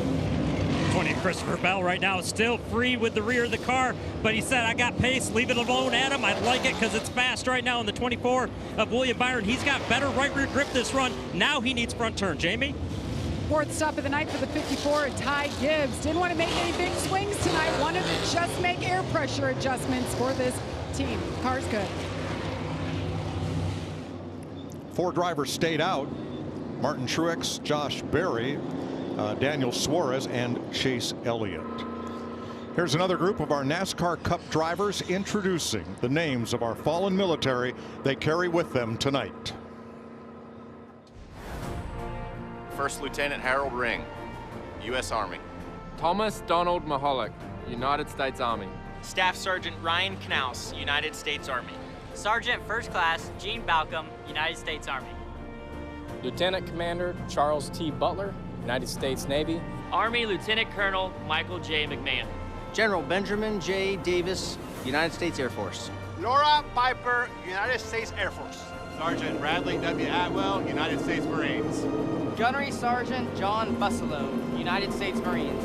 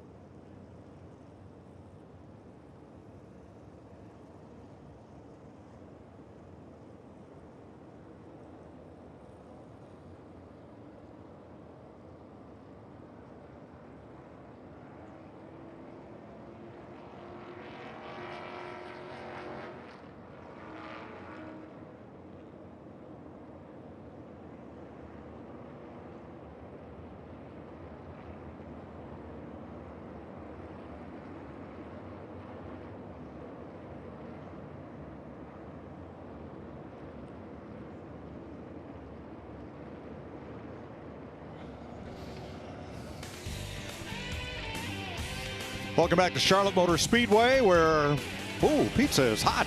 Yeah, it looked like Clinton, a commercial right there. Josh.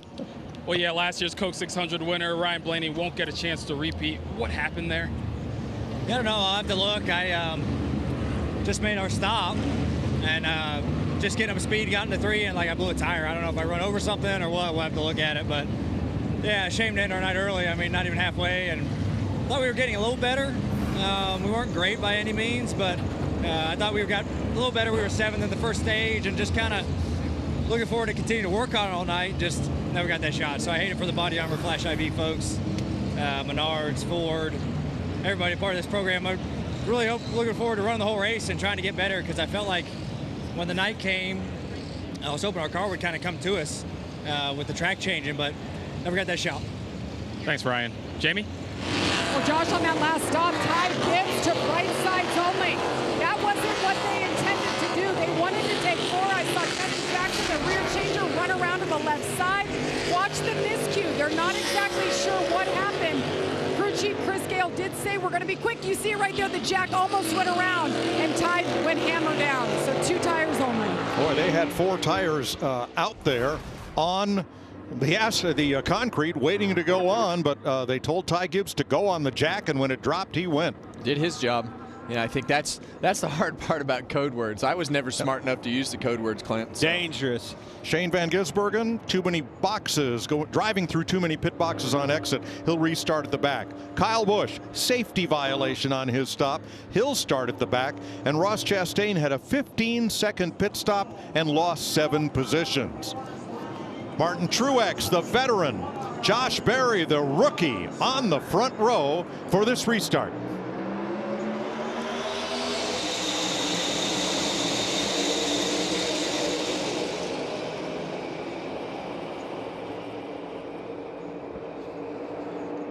Great push by Chase Elliott on the inside, pushing Truex out there. Well, that's what those guys need that didn't pit. They just need to, like we talked before, get as far out there in front and get to the clean air as quick as possible. You just don't want to get sucked into this hornet's nest and have to deal with all these guys on new tires. It's better to deal with them one at a time than all of them together. First 4 cars did not stop. Truex, Berry, Elliott, and Suarez.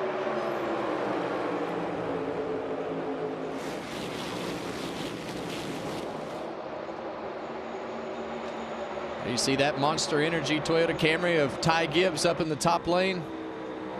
On board the Monster Energy camera of Ty Gibbs. Hear him working the throttle right there. Brian shoots to the middle, clears him on the exit of 4.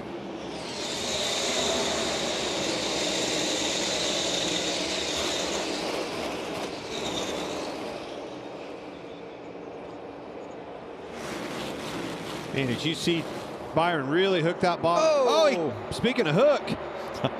Yeah, Josh Berry had a big run off the top, and they just made contact. He hit the wall That hard. got that 24 car in the fence. Might look at a toe link problem there.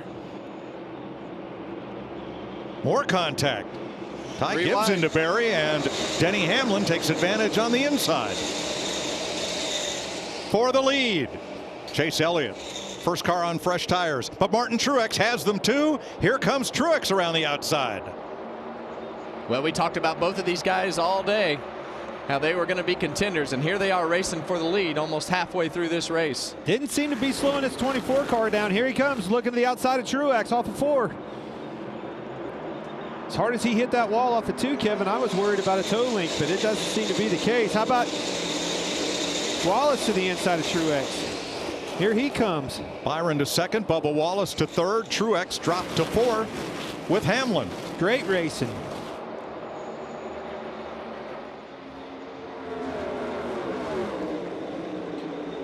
Ty Gibbs trying to bust out of that pack, but here comes Christopher Bell on the bottom, up to 6th place. Man, if that ain't a Hendrick Gibbs battle, I don't know what is. 2 on the point. The rest of them, the Toyotas are strong, especially Hendrick. Or excuse me, Gibbs. You'll get it straight. I'm impressed with Bubba Wallace so far. On the speed out of his race car. Yeah, we heard him talking about the balance of his race car earlier and how the back of the race car was doing what it was doing, but this racetrack's going to start to get more grip as the night starts to settle in. You get that ambient temperature down, the track temperature will go down, and the lap times will continue to pick up. So William Byron now leads for the 3rd time tonight, a total of 28 laps. Ty Gibbs has led 74, Christopher Bell 32. Yeah, Clint, we were worried about that car, William Byron, and it's just had no problems whatsoever after that contact with the wall, drove straight to the lead.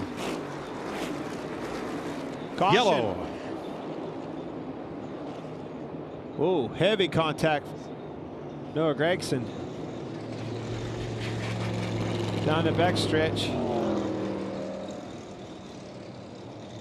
lot of nose damage. Noah Gregson was running 24th as he brings out the 4th caution flag of the night. Lap 172. Spun down to the inside of the wall, it looks like. To see the rest here. There's in the back spinning. I don't know why. Yeah. Heavy contact with the inside of the wall. Hard to tell what happened right there other than he was headed down the racetrack once we caught him.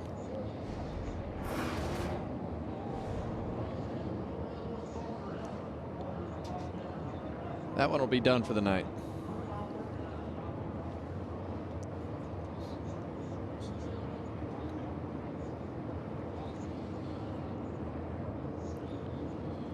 Four yellow flags. Lap 100, of course, was the stage break, but BJ McLeod spun at lap 88. Lap 158 was the caution to move the Ryan Blaney car off pit road. And here we are, lap 172. And Noah Gregson, a hard hit to the inside wall on the back straightaway. Larry, where are we at on all of our tires here? This is starting to get dicey. Yeah, Kevin, we ran 6 laps, and you've got some drivers like, for instance, Ty Gibbs, that he has an additional set over a lot of the guys up front. I think you're going to see the majority of people stay out here just simply because of how close to the end of the stage it is. Yeah, and as we see him working on Noah's car, it looked like from the SMT data that he started to come up the racetrack and may have just touched that door. We've seen a lot of these cars, if you just touch the door, it kind of just takes that car and shoots it sideways, and down the racetrack he went. We'll try to verify if there was contact between he and Ricky Stenhouse. A lot of times when you come off the corner, like you have a lot of wheel in it, trying to stay off the car on the outside of you, and if you get into it, it instantly responds and spin you out. But there's a lot of what ifs there. Yeah, and if you just barely touch that right front on the door, I did it last year here coming off a turn 4. Whoa. I watched that race back. You didn't just barely hit him. You hit him pretty hard. It felt like it was just a little bit. Most of the field was on pit road at lap 160. We'll see if there are any takers here. Pits will be open this time. We're not even halfway, guys. A lot of action. Not enough tires. A lot of problems. They started the race with 12 sets of new Goodyears and 1 set of qualifying scuffs. And it looks like most of the cars in the lead pack through about 7th or 8th place will stay out. Here's Truex in for pitting from 6th.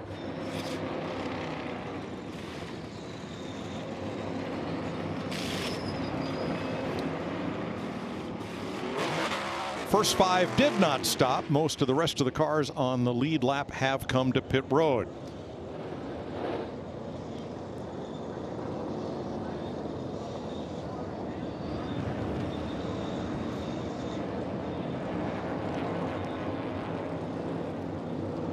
Well, this is just going to mix it up even more, and we saw the 4 and got that right. Those guys 19 that didn't pit last time, they were able to come in and get those tires. So we'll see if they can make any ground. Oh, there's that contact.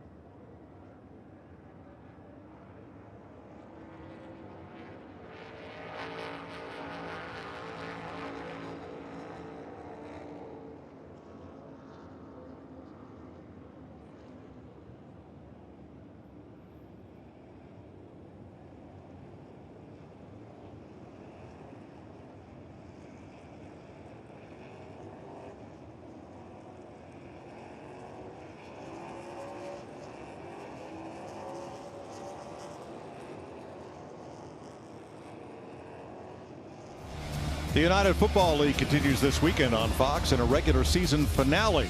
Saturday in a playoff preview, the San Antonio Brahmas take on the St. Louis Battlehawks at 4 Eastern.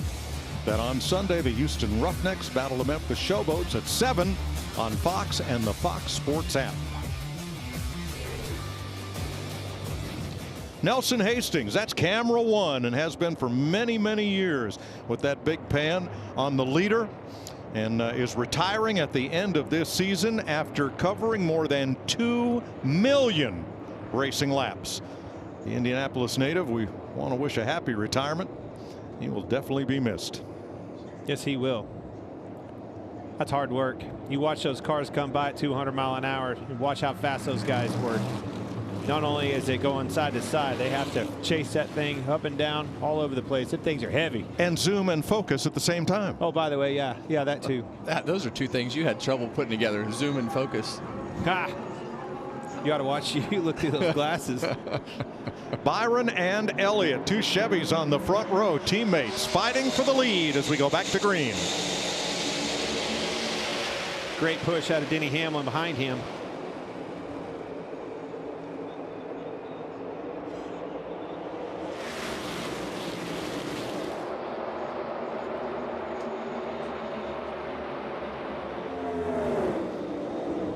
Two Chevys up front, 2 Toyotas side by side for third with Hamlin and Wallace and Bell.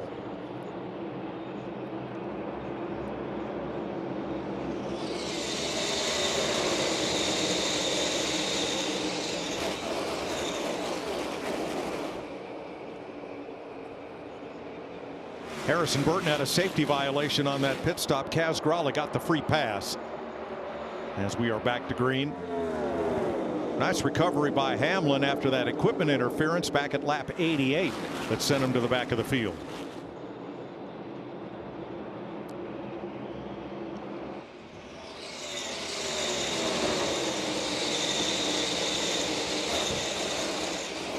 Let's check with Regan on our leader. Well, Mike, before that last caution, we saw the contact for William Byron into the wall. He did update the team under the yellow as to what the car was doing after that. Said the steering wheel is to the right just a little bit. The team told him, learn it, figure it out. It is still pretty fast right now, so evidently not overly concerned about it right now at the moment. Yeah, and you see as he comes up the racetrack right there thinking that he's just clear, and Josh Berry's got a big head of steam, and they just kind of locked bumpers and shot him into the fence. But man, whatever that steering wheel is does not seem to be affecting that car in the wrong way, for sure. No. And sometimes that's how you learn about things. You hit the wall and you're like, man, I think this car feels better, and the next thing you know, you're going faster. Deal a lot with the toe in, toe out with these front and rear tires to make grip in the tires to make the car go faster. Christopher Bell outside Denny Hamlin. Now they are on equal tires, both having stopped at lap 160. Bell likes the top, gets a good run off turn 2 especially. It's where he was able to take advantage of Hamlin last lap going down the back straightaway. Same location here, and you see Bell edge away. Well, on the other side of your screen, you see on board with Chase Briscoe, and in front of him is Tyler Reddick. And we're almost 2 stages into this race, Mike, and he is still trying to find his way towards the top 10. He's got a fast enough car to run at the front of this race, but with that early penalty, he is just it's just taking time for him to get up front. And heavy traffic. Reddick started in the back under penalty. Did a drive through on lap 1 and has now worked his way up just outside the top 10. Here's some radio from Justin Allgaier and the 5 team in 26th place. Sorry I haven't been able to slice and dice through some of these guys like others, but really, you guys build an incredible race car, so thank you for letting me drive it, man. Yeah, for sure, and you're doing a great job. Just remember, our mission is still be as solid as we can be. And you heard that radio right there. Had a moment for Justin Allgaier. Guys, before that, he had worked his way up to 13th. Then they came on the radio under that caution. Cliff Daniels said, remember the big picture. He's lost about 12 spots since that restart. Yeah, we see Kyle Larson had to pit late there in the Indy 500, wound up 18th. Justin Allgaier has done a great job, but no matter what you've raced, until you get in the middle of this hornet's nest on the Cup side of things and understand how these cars feel in traffic and the things that are happening, it's just, you got to have the trial by fire sometimes. So now Kyle Larson is, en route to Charlotte. Will be at the racetrack within the hour, we're told.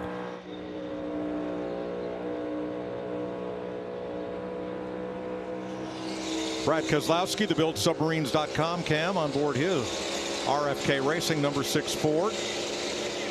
Currently in the top 10 with 16 to go in stage 2.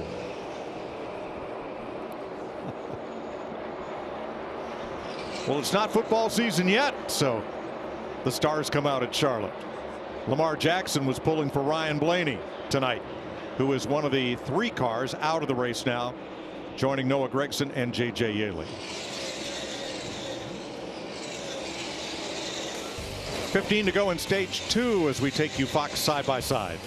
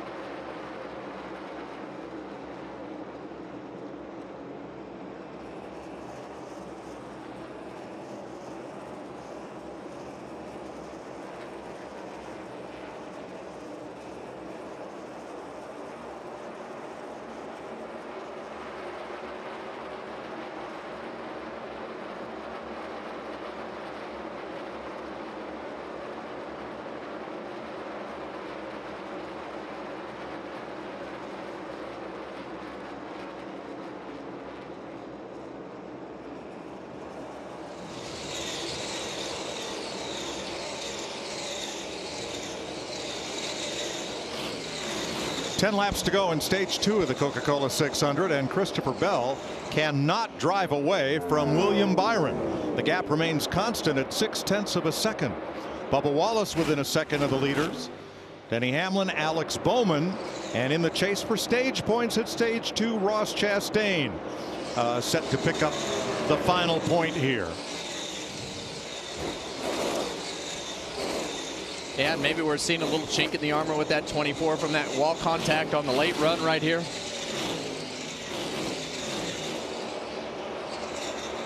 Alex Bowman, Brad Keselowski, 5th place. Bowman's done a great job all night. He's been right around that 4th, 5th place point on the racetrack pretty much all night. So see how that progresses. Still a long ways to go. And these drivers are going to be a little bit surprised when they get to the end of the stage and take a deep breath and realize that that's only half the race. I know for me, when I was in this race, you'd get to halfway and it seemed like it was gotta be kidding me. My goodness. And that last 100 miles, you have to be mentally prepared for that too, because your body clock is just not prepared for that extra 100 miles. It's like, what the heck are you doing? Bell needed a good run. It's been a long time since Christopher Bell has been up front leading these races, been beat up, has the speed, Kevin. We cover it every week. He has the speed, just hasn't been able to put the finishes together. Maybe tonight's the night for the Coca-Cola 600. Well, we talk all the time. Speed fixes a lot of problems. You can make a lot of mistakes. You can screw up on pit road. You can crash your cars. You can do whatever you want if you have speed, because you can overcome that deficit in whatever race that all that stuff finally stops if you have the speed in the car. And they've had speed pretty much every week. 7 laps to go to halfway, and the fight seems to be for second. Bubba Wallace keeps taking swings at William Byron, but can't quite get alongside the 24. Byron was kind of down that same path that we just spoke of about Bell, right? Has the speed, just hasn't been able to put the finishes together. One thing that I noted that he said and told in pre-race was kind of went back to our old ways, got back in the realm of our teammates with the setups, and lo and behold, here he is back up front leading laps. Regan. Like to update the 24, William Byron. We mentioned the damage and how the steering wheel was turned a little bit earlier on. He just now, as he got passed by Christopher Bell, came on to tell crew chief Rudy Fugel, it's hurt. We may need to work on it here at some point. Been complaining about being rarely loose with the right rear this run. Well, that's certainly what we were worried about, especially when you heard that driver say that his wheel was off. You know that's that toe link. We've seen it before. We've covered that. That being said, Larry, I don't know. It's only halfway in this race. It's going to take a long time to fix it. Is that something we have to do? Caution. Back straightaway. Harrison Burton. Straight right there. Now that one's got a broken toe link. Crab walking down the track. Harrison Burton for the Wood brothers. Having trouble off turn number 2. A lot of right rear damage. Diffuser all messed up there. And laying frame as he comes across. He was running 29th. Here's what happened. See him in the back of the screen. Lost it. He's got sideways all by himself. We talk about it at a lot of different racetracks, and you get to that 3/4 mark in the corner when that car starts to turn, and if you've got too much wheel into it, he's running up there high. The question is, I don't see him hit anything, and you said that toe link was bent. I think he may have lost it because of toe link. That car behind caught a piece of the outside wall too on the way by. You see that what I'm saying, Jim Kevin? Very good point, Clint. Well, might just be from the flat tires. He may, yeah, I think. Let's see if they go to work on this toe link. You can definitely tell he's been in a wall on the right rear. Yeah, Put the right rear back on. Didn't look at the toe link. I think that car was crab walking because the tire was flat. I don't think toe link's broke. Larry? Yeah, Clint asked me the question about the time Harrison spun about the 24 car's toe length. If you're going to do it now. Don't keep waiting, because you're going to lose a lot of ground. You got to try to make sure and stay on the lead lap. Don't even wait till pit road's open. Just come and do it. Yeah, and he says that I think he's talking about his steering wheel being off, and it could be from the back, but I think it might have the front end knocked out, Clint. I think definitely slapped the right rear when it went up. You could see it hit the right rear on the wall. I'm not saying it's not the right front. Yeah, it's hard to tell. I mean, it could You're going to know. If they come down and work on it, you'll know which end. It could be either, but hearing him talk about the steering wheel position being off, it's definitely makes you think it might be the front. Rear toe. I don't think they're considering working on it. They're talking about air pressure changes and wedge this trip to pit road. That's a lot of track position to give up, especially as fast as that thing is. Cleanup trucks out on the back straightaway, and 2 to go in the stage, so pit road is closed, and it looks like we'll end this stage under caution. And so these will be the stage results. Christopher Bell will get his 3rd stage win this year and his 1st in the Coca-Cola 600, ahead of Byron, Wallace, Hamlin, Keselowski, with Bowman, Elliott, Berry, Chastain, and Reddick also receiving stage points.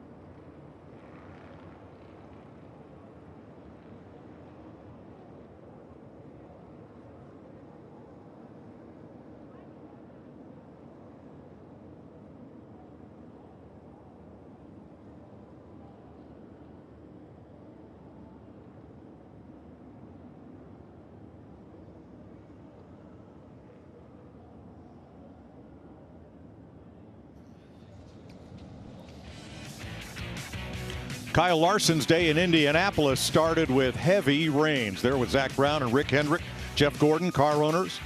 They got the Indy 500 underway, but Larson got tagged in a restart, fell back, fought his way back up to 6th place in the 500, but a speeding penalty set him back, and he finished 18th. Kyle then hopped into the car, the helicopter, and the jet to fly to Charlotte. He's currently over Middle Tennessee. Dang it. As he heads for Concord, but they knew our boy was there, though. Justin Allgaier started the race here in the number 5. There are the results of the Indy 500. Congrats to Joseph Newgarden on the win. Here in Charlotte at the end of stage 2, Christopher Bell, the leader for Toyota. William Byron for Chevrolet. The Toyotas of Bubba Wallace and Denny Hamlin. And the first Ford is Brad Keselowski in 5th place. Alex Bowman, Chase Elliott, Josh Berry, Ross Chastain, Tyler Reddick getting stage points at halfway, 300 miles complete here in Charlotte.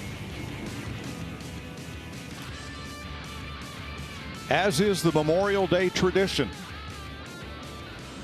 NASCAR is pulling the cars to pit road for a special Memorial Day weekend remembrance.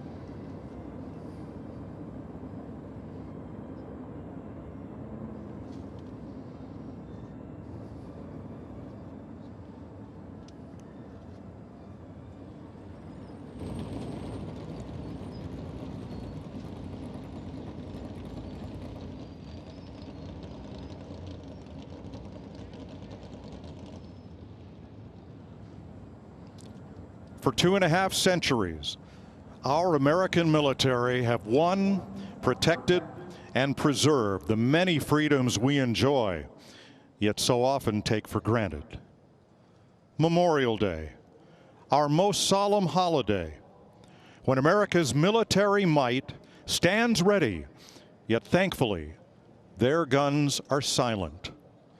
And so too in Charlotte, our engines are silent, so we may remember, reflect, and honor those who sacrificed all for our freedoms with this moment of silence.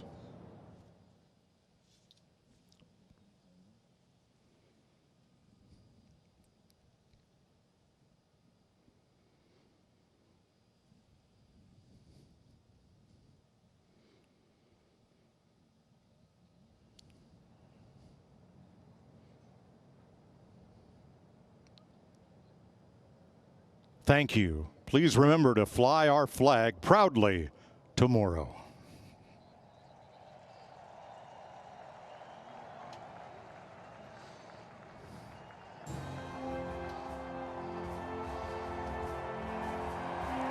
We'll be back to continue with the Coca-Cola 600 on Fox.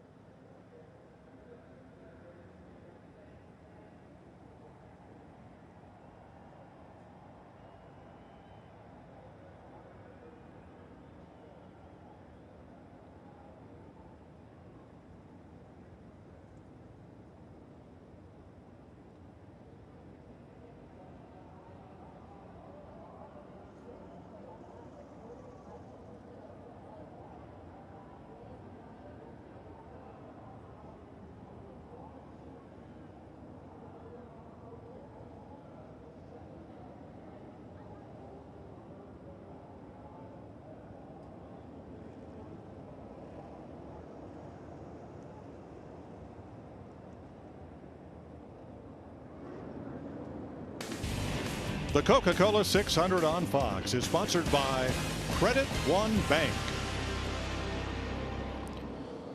We are halfway, 300 of 600 miles in stock car racing's longest night. So we're just getting started. Christopher Bell, winner of stage 2, has led 45 laps. William Byron and Ty Gibbs have led more than that. Byron currently in second and Gibbs in 13th at this halfway break. Nightfall in Charlotte as the track continues to cool and track conditions continue to change. Another opportunity for some mistakes here on pit road, Kevin. Keeps shaking this race up in a big way. Every week we have these mistakes and things that happen on pit road, but it's just because of the speed and intensity of the pit stops. It's such a small margin of error in order to get those mid to high 8-second pit stops. So we'll see what happens. A lot of mistakes by the teams. We've seen mistakes by the drivers. Keep an eye on this up there. You see all that green to start out, and then all these cautions start happening. Eating tires. Eating tires in a big way. Just halfway. 5 caution flags so far, including the 2 stage breaks. And those mistakes on pit road are magnified because excellence is expected. A 10-second stop for 4 tires and fuel is now the norm. Anything over that is unacceptable, and any mistake under green, they're racing at a football field a second. It'll cost you hundreds of yards on the racetrack. Under caution, it'll cost you track position. So here we go, Josh. Well, Bubba Wallace said that car is good right now, just a little bit off, maybe a minor adjustment to get it dialed in the way they need it to be. Regan? Christopher Bell took off tight on this run, but started to get free as the run went on. Ride quality started to get worse, especially up top as well. The 24 of William Byron, he is wagging the tail on exit, meaning it's a little bit too free, and he has to get the wheel straight extremely quick on exit, Jamie. Brad Keselowski pits from 5th in the 6 car. Rear security getting worse there. A little bit better center turn. 4 sticker tires here. They'll have 4 sets of stickers remaining. Christopher Bell wins the race off pit road. The first 3 come out in the same order in which they entered. Chase Elliott picked up 3 spots. Christopher Bell has picked up his 3rd stage win of the 2024 season.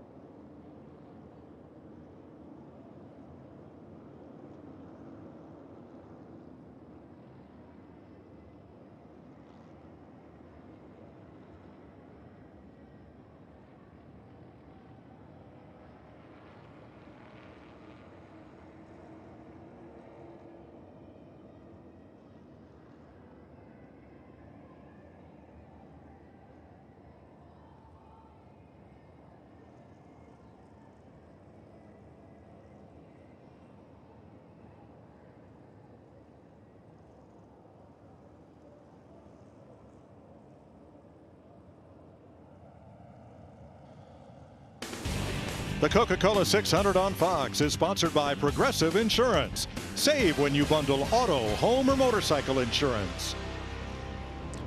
Welcome back to Charlotte Motor Speedway. Halfway. Remember those storms that were over Indianapolis this morning? Oh, well, say it, they're Mike. headed this way.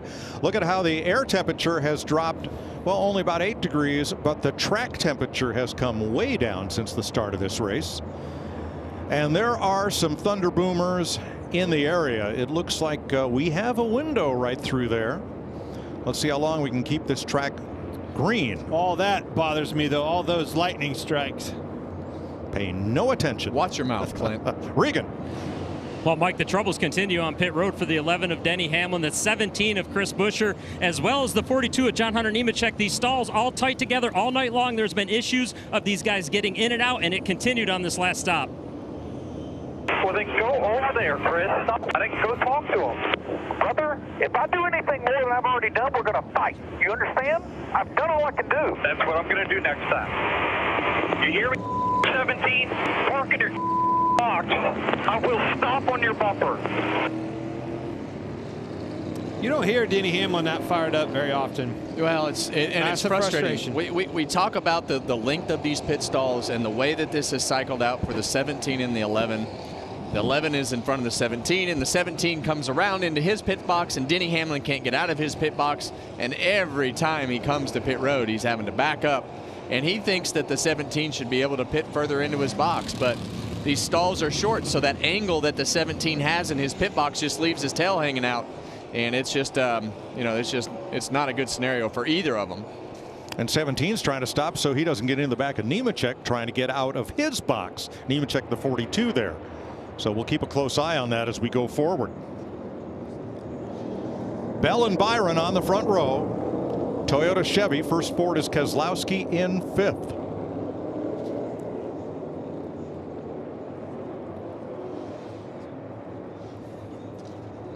There's the results of the choose.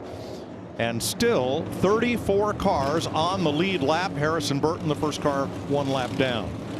Corey LaJoie got the free pass on this. The end of stage 2 caution. So stage 3. Here we go. Pace car is in. We're back to green.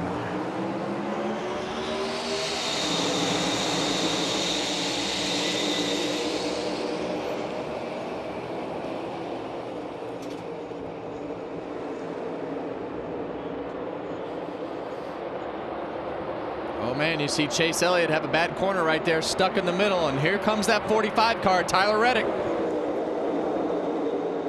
3 wide into 3, back for 5th spot.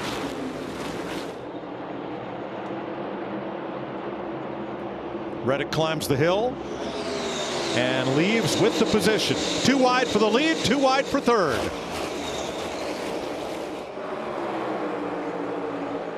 I'm interested to see what happens to William Byron's car this run. We heard him go loose in the last run, back not in the racetrack, and see if they made any adjustments to that car to make that better, because it took off fine last time, Clint, and we then do it fell think off. that was due in part from being in the wall a little bit, got some contact with the wall. He noted the wheel being off just a little bit, skewed to the right. See if this adjustment helps him out. Those two have been the class of field so far, 20 and a 24. Christopher Bell back to the top where he likes to launch off turn number 2, and he yards Byron down the back straightaway.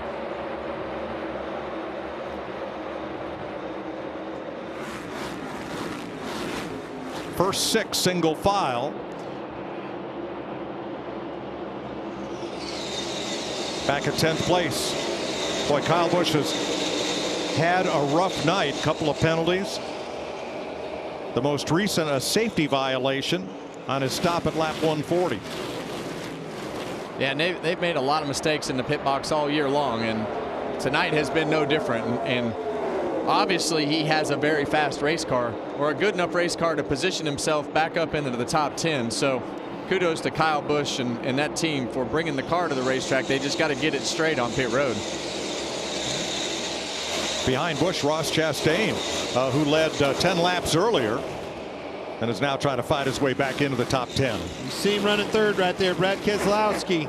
This car is bad fast tonight. Passing three positions there on the restart. Running third.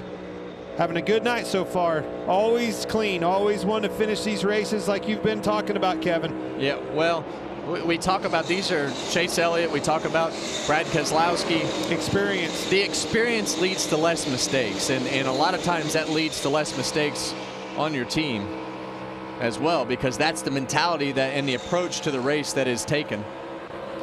Pole sitter Ty Gibbs trying to gain some ground here. He led 74 laps earlier. Now works his way underneath Bubba Wallace for 5th place. Got some help with that pit stall yet again. That good qualifying run yesterday. Up 7 positions just because of that #1 stall. Sure does help.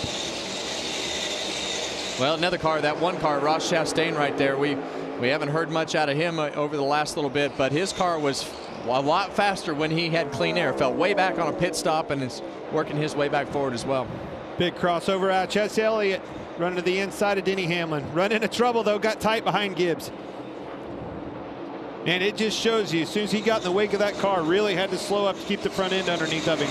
Yeah, you have to be very patient with these cars on the entry to the corner, because you do not want to wind up nose to tail behind a car in the same line. And if you do, it's just minimize the damage, try to do everything that you can do to not lose a position, because that's the cycle of, hey, do I need to make the move now and make a mistake and then lose a spot and have to start all over again.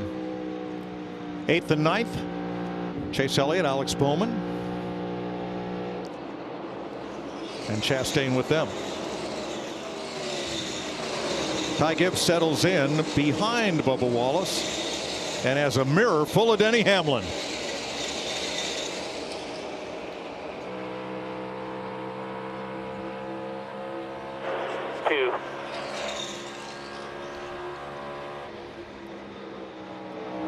Tyler Reddick all the way from the back, guys, all the way up to 4th place. We knew when he came out after that penalty, Kevin, at the beginning of this race and drove off from the leaders, he was going to be a force if he got back around to it. And yes, sir, he is. Running 4th. Great run so far, Tyler Reddick. Those shots from Reddick's Toyota Cam. Let's get an update from Josh. Well, yeah, to that point, Clinton, that's why when I talked to their crew chief, Billy Scott, before the race, he wasn't panicked about having to go to the back. He said this car was really good yesterday. We knew we could run up against the wall if we needed to. We could move around and make passes if we needed to. Tyler Reddick's only complaint before that last stop, that car was a little free, so they tightened him up, but he's right back where they expected him to be as a contender. Well, for a car that started the race almost a lap down under penalty, Reddick has had a great drive back toward the front. Pretty sporty. See Ty Gibbs lose a couple spots to Denny Hamlin and Chase Elliott there, so definitely struggling. You saw it earlier in the race, Clint, when he got in that traffic, he started to lose those positions, and we're seeing the same thing right here. He started to lose those positions, and hearing that he got into the wall as well. This might be the reason why. You see him out of the gas a long ways. Yeah. I think he's just tight in traffic. He was way out of the gas, and that thing continued to head north all the way into the wall.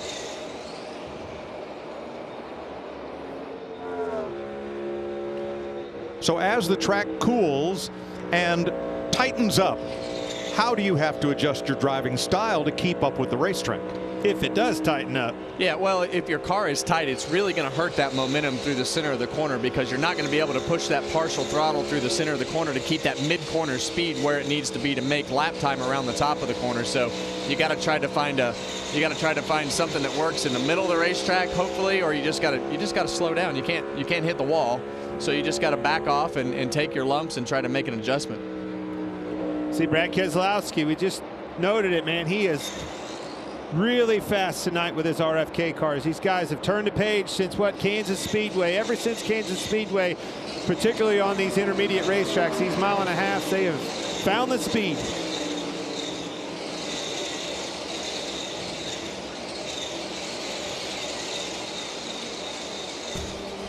Working lap 20 of stage 3. Christopher Bell's now led more laps today than in his prior 4 Coke 600s combined.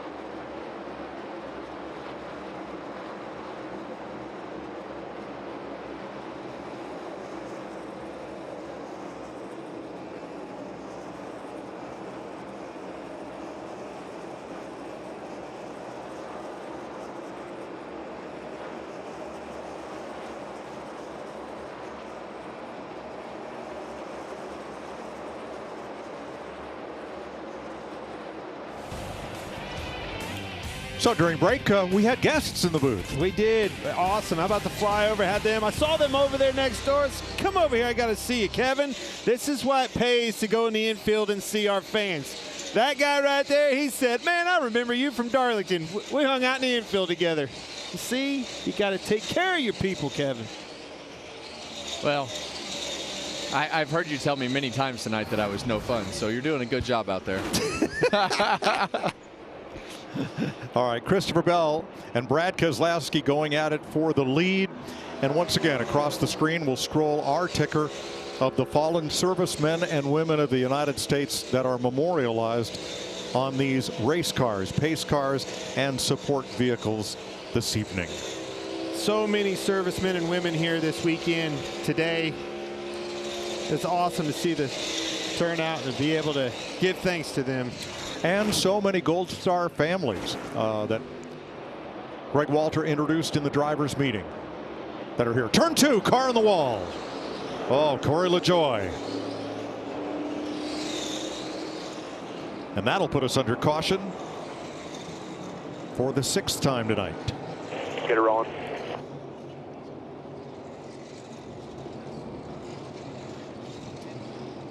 Harrison Burton will get back on the lead lap. As LaJoie, it appeared to be a single car spin. Let's have a look here.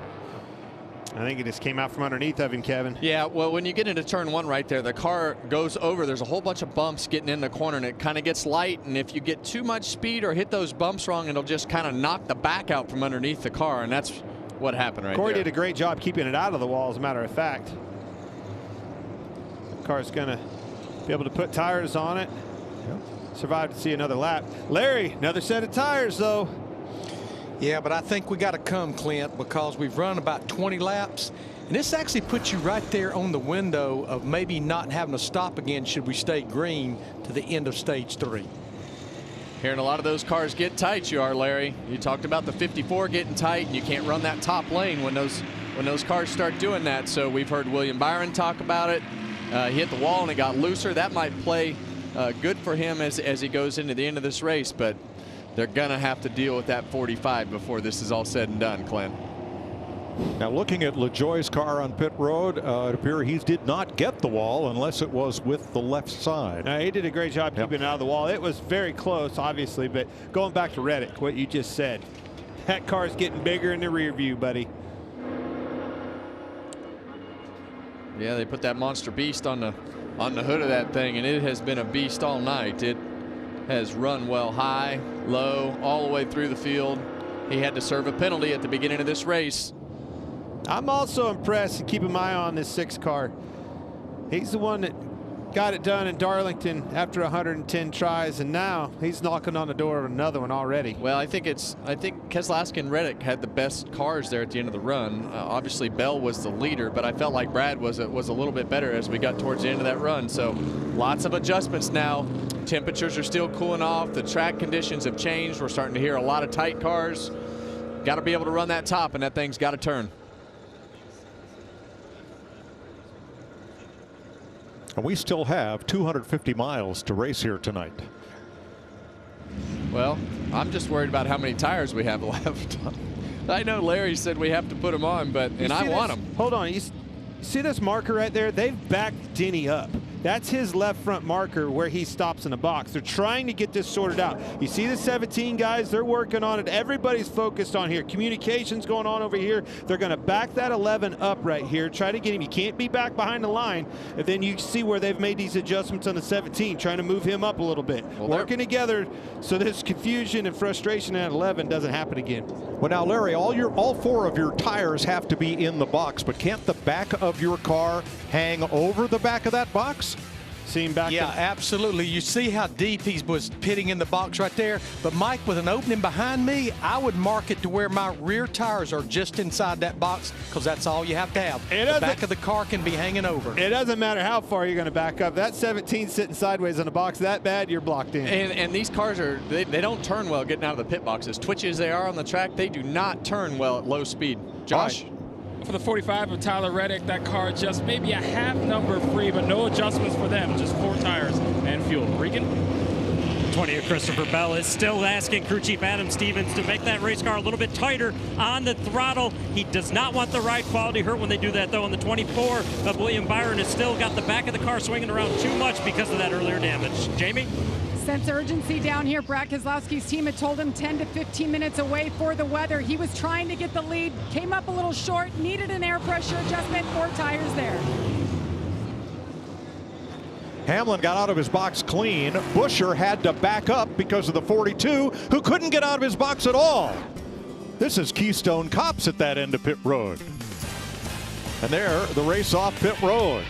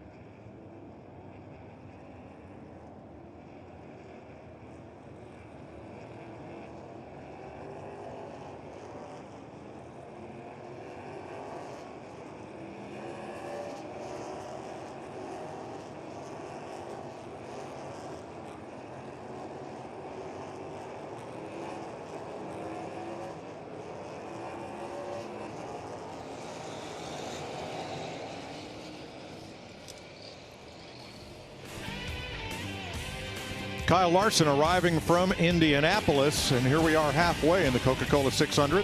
Had there not been a weather delay in Indy, his hope was to run all 1,100 miles today.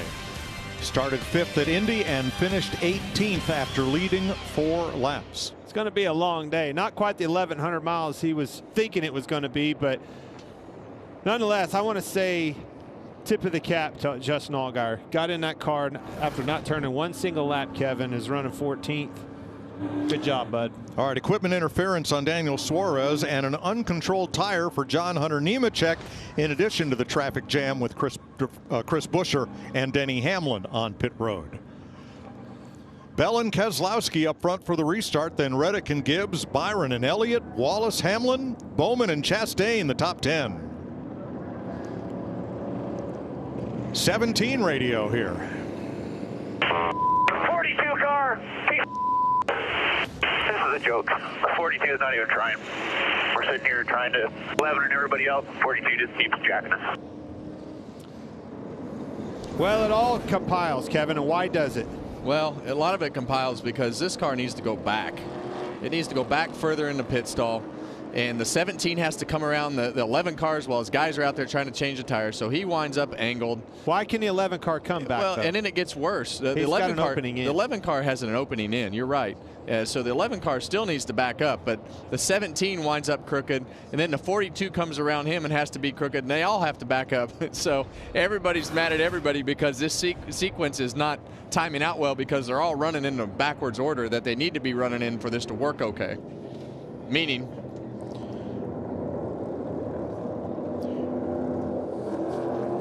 uh-oh, Larry, what'd you just say to us in our ear?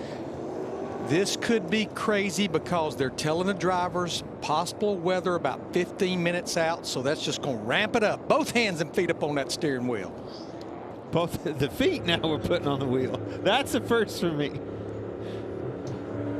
All right, lights are on the pace car. We'll try it again. Bell and Keselowski, Toyota and Ford on the front row. Bell's got new people to hold off here. Green flag. Keselowski, Reddick up there in third.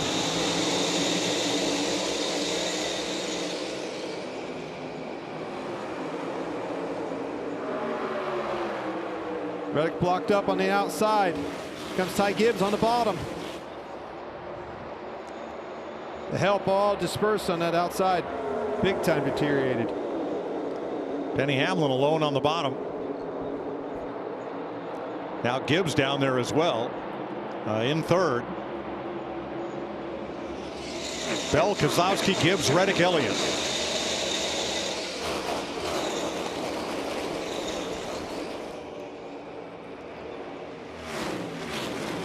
Keselowski running to that bottom, hanging tough down on the bottom right to the bumper. He definitely has a better car, Clint. It's just a matter of him getting around Christopher Bell. It's just going to take the right instance, and you see Tyler Reddick and Ty Gibbs side by side. You see the flames out of the pipe. Ty has to lift after he gets tied up off the corner.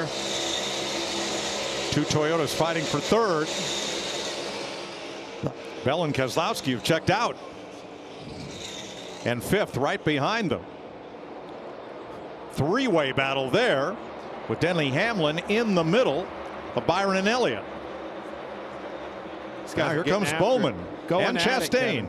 Yeah, and you saw Tyler Reddick on the bottom right there, and you see Alex Bowman go to the bottom of the racetrack to try to capitalize. That's actually William Byron to capitalize on Reddick's loss of momentum. So if you don't make that pass on the bottom of this racetrack, it jeopardizes losing a position behind you because you either get tight, don't make the pass, or they get that big draft when the cars are side by side. Here they go again.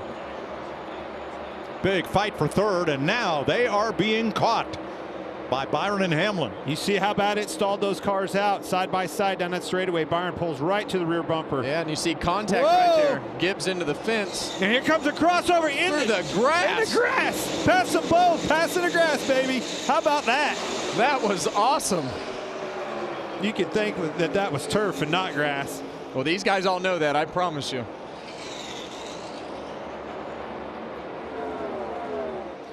You saw Reddick get loose on the bottom.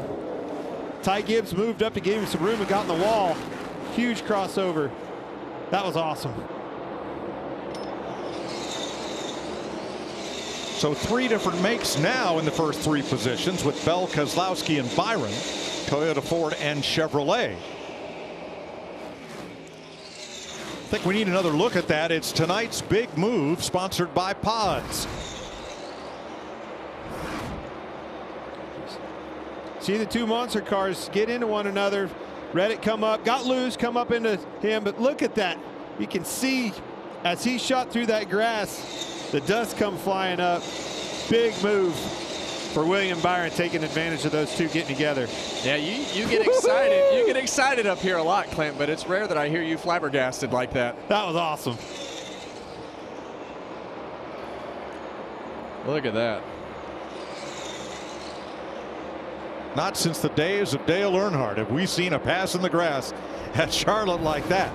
Now, the pass in the grass, where he was battling Bill Elliott for the lead in the All-Star race, really wasn't a pass. It was just Earnhardt diving down into the grass to hold his position. This one, though, was a position gain for William Byron. 2 positions.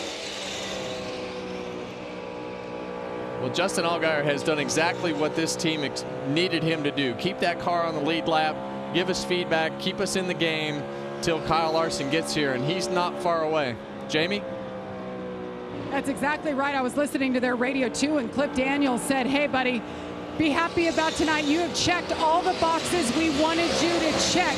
Keep on digging.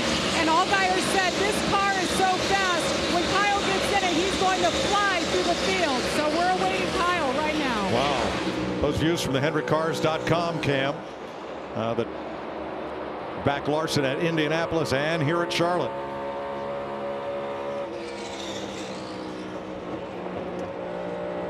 Martin Truex, the Bass Pro Shops cam. Truex, who once led 592 of the 600 miles, now in 12th, having an un-Martin-like 600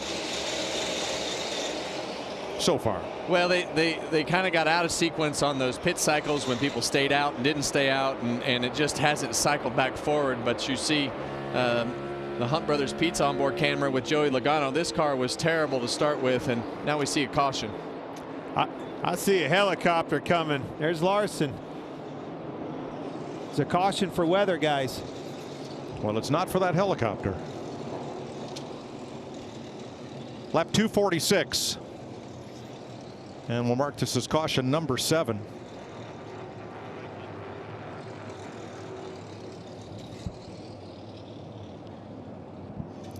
Rain on the racetrack.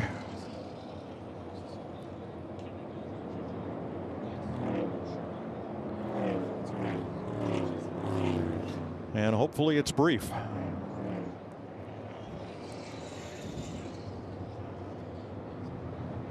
This could help that driver exchange be way more efficient under caution, or maybe even a rain delay with these cars stopped on pit road. Yeah, I mean, it's definitely going to rain a little bit. Going to rain pretty hard here for just a short amount of time. May not even lose more than 1 lap. No. If that.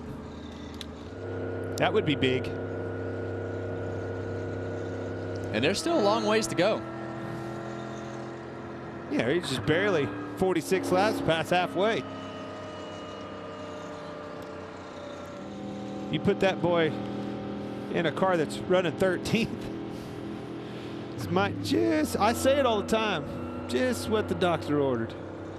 So things are complicated for Kyle Larson. NASCAR rules require that to remain eligible in playoff contention, you must start every scheduled Cup race. If you're unable to start a race, you can request a waiver from NASCAR, but that is not guaranteed. So obviously, due to weather at Indianapolis, Larson was not here to start the 600. However, it's expected he's going to get in this car in relief of Justin Allgaier.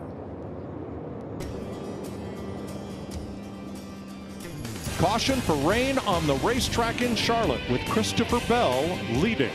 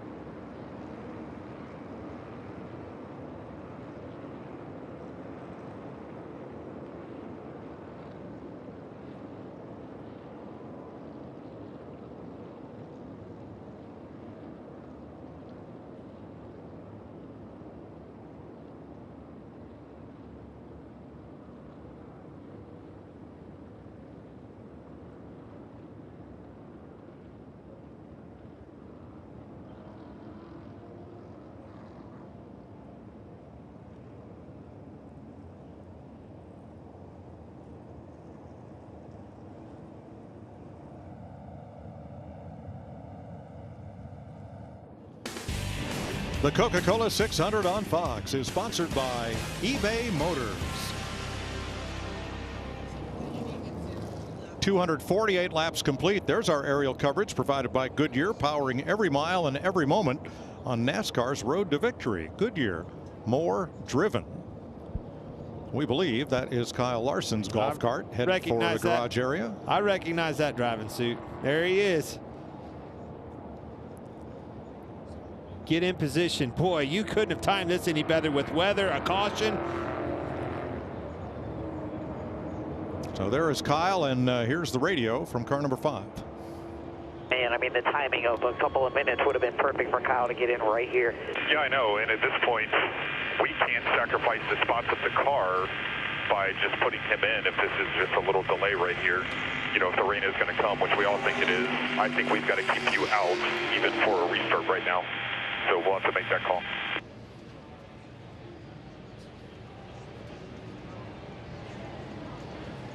Thank you, Justin Allgaier. Did a great job. We're putting this boy in. Duck down a little bit. Now, the starting driver receives the points, and it's his name that goes in the record book. You saw a graphic earlier where Darrell Waltrip won a race in relief in 1977, the last time that happened. However, DW does not get the credit for it, nor will Larson. Justin Allgaier is the driver of record for this race. I think I just heard a lightning strike call. That means these cars will come down to pit road. That will give them everything they need to get this driver swap under here efficiently, not lose laps. Gonna have to go to the back, as you said, but they're not gonna lose a lap. You're gonna put that guy in a really fast race car that Justin Allgaier already has 13th. He's got a shot at this thing. This is not over for the 5 car whatsoever. Yeah, we've just reviewed the rule, and if a driver change is made under the red flag, that car has to go to the rear when the race is restarted.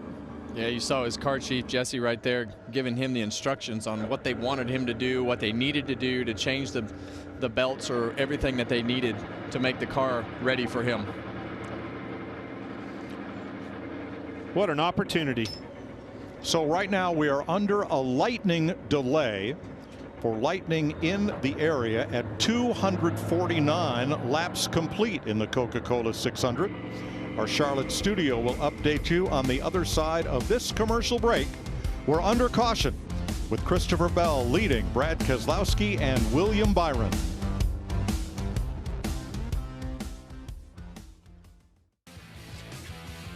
Welcome back to Charlotte Motor Speedway, where the track drying efforts, well, they're trying, but goodness, we had rain sideways. We had thunder and lightning earlier, and then that storm system moved through.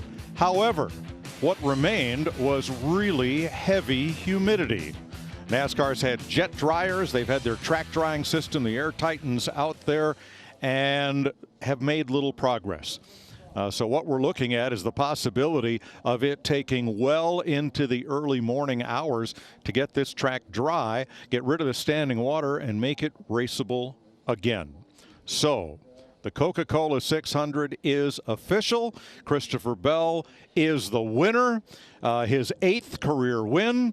And the thing that really impressed me about his drive was how he would come off turn 2 in that high lane, and he would just yard whoever he exited the corner with and on to victory. Well, they needed this win because they've had a rough several weeks, and to be able to rebound and do the things that they did tonight to keep themselves up front, lead a bunch of laps, put them where we all think they should be with the performance of their cars. And tonight they were in position when the race had the rain delay and were able to wind up in victory lane. Man, it leaves me halfway through this race. You know, it's official, obviously, but there were so many coulda, woulda, shouldas. Look at the 45 of Tyler Reddick. Started at the back, was headed to the front, right there knocking on the door. Brad Keselowski, RFK cars, they continue their speed that they've had and showed first at Kansas Speedway, then to Darlington. Those cars are very fast, but it doesn't matter. It's Christopher Bell in victory lane. Well, William Byron was the best of the Chevrolets tonight. Looked like that car got a little bent off kilter, steering off just a little bit. Were they going to fix it? Were they going to try to ride it out? We'll never know. Ty Gibbs, First career pole, led a bunch of laps at the start of this race. Big night for him. A lot of stories. Yeah, and that's really how this race is, right? You see a lot of people start the race good. You see a lot of people make positions up at the end of this race. We never got to see the end of this race to see how all that cycled out. We started to see a little chink in the armor with the 24 after he hit the wall. He got loose, but they kept themselves up in the front. We're missing a story, guys. Which story? The 5 car. Larson was going to get in that car if this thing happened to go green again. And that thing I speak of was extremely fast. Justin Allgaier did a fantastic job in that car tonight, filling in for him. Had that thing run, what, was 12th, 13th place there. I think Kyle could have got in that thing and possibly won this thing from the back, but we'll never know. Doesn't matter. So here's a look at the top 10. We've discussed the first 4. Denny Hamlin, 5th, had a lot of issues on pit road with Christopher Buescher pitted right in front of him. Who's going to be able to get in? Who's going to be able to get out? That made for an interesting part of the night. Chase Elliott had a bunch of runs in the top 5. Ross Chastain led a bunch of laps here tonight.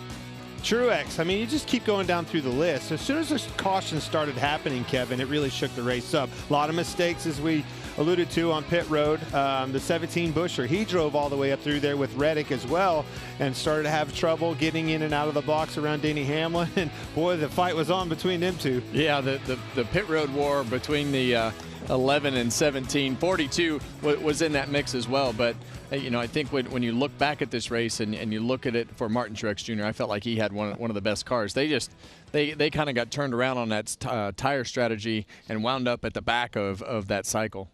So, Christopher Bell, if you're within the sound of our voice, they're looking for you at Victory Lane. Going to uncover that car and push it for ceremonies. There he goes. And there he is. He's headed there now. And Regan Smith is there.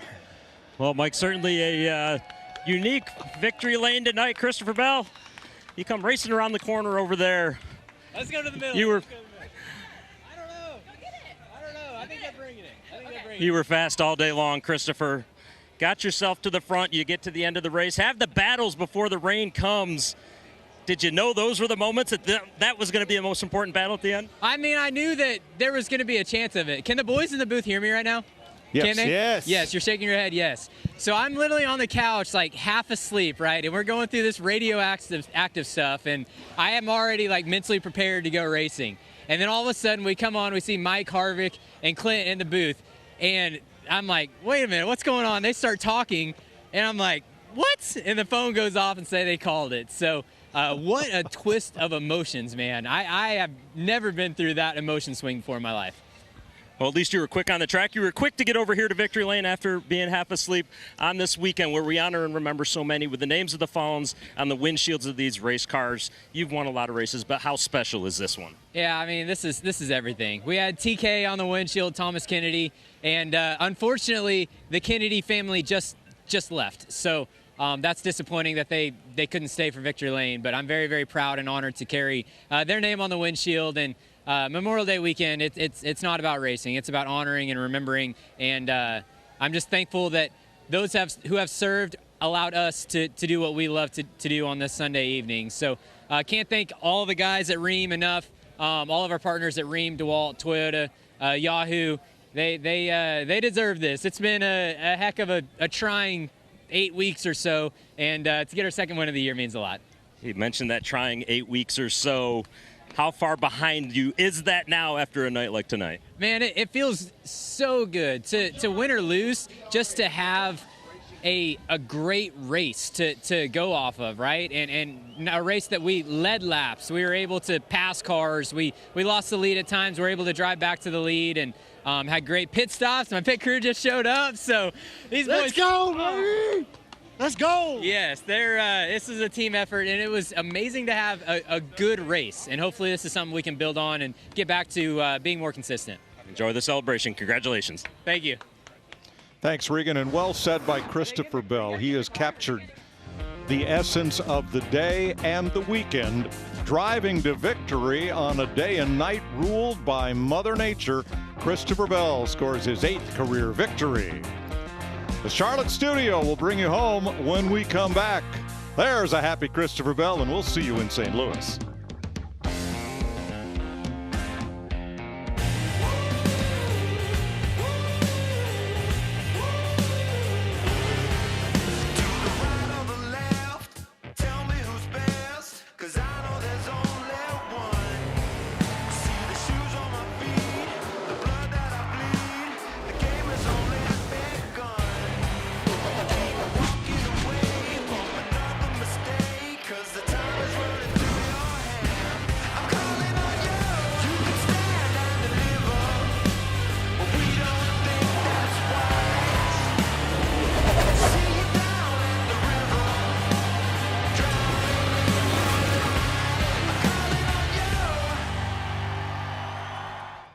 This copyrighted telecast may not be reproduced, retransmitted, or used in any form without the authorized written consent of NASCAR Broadcasting.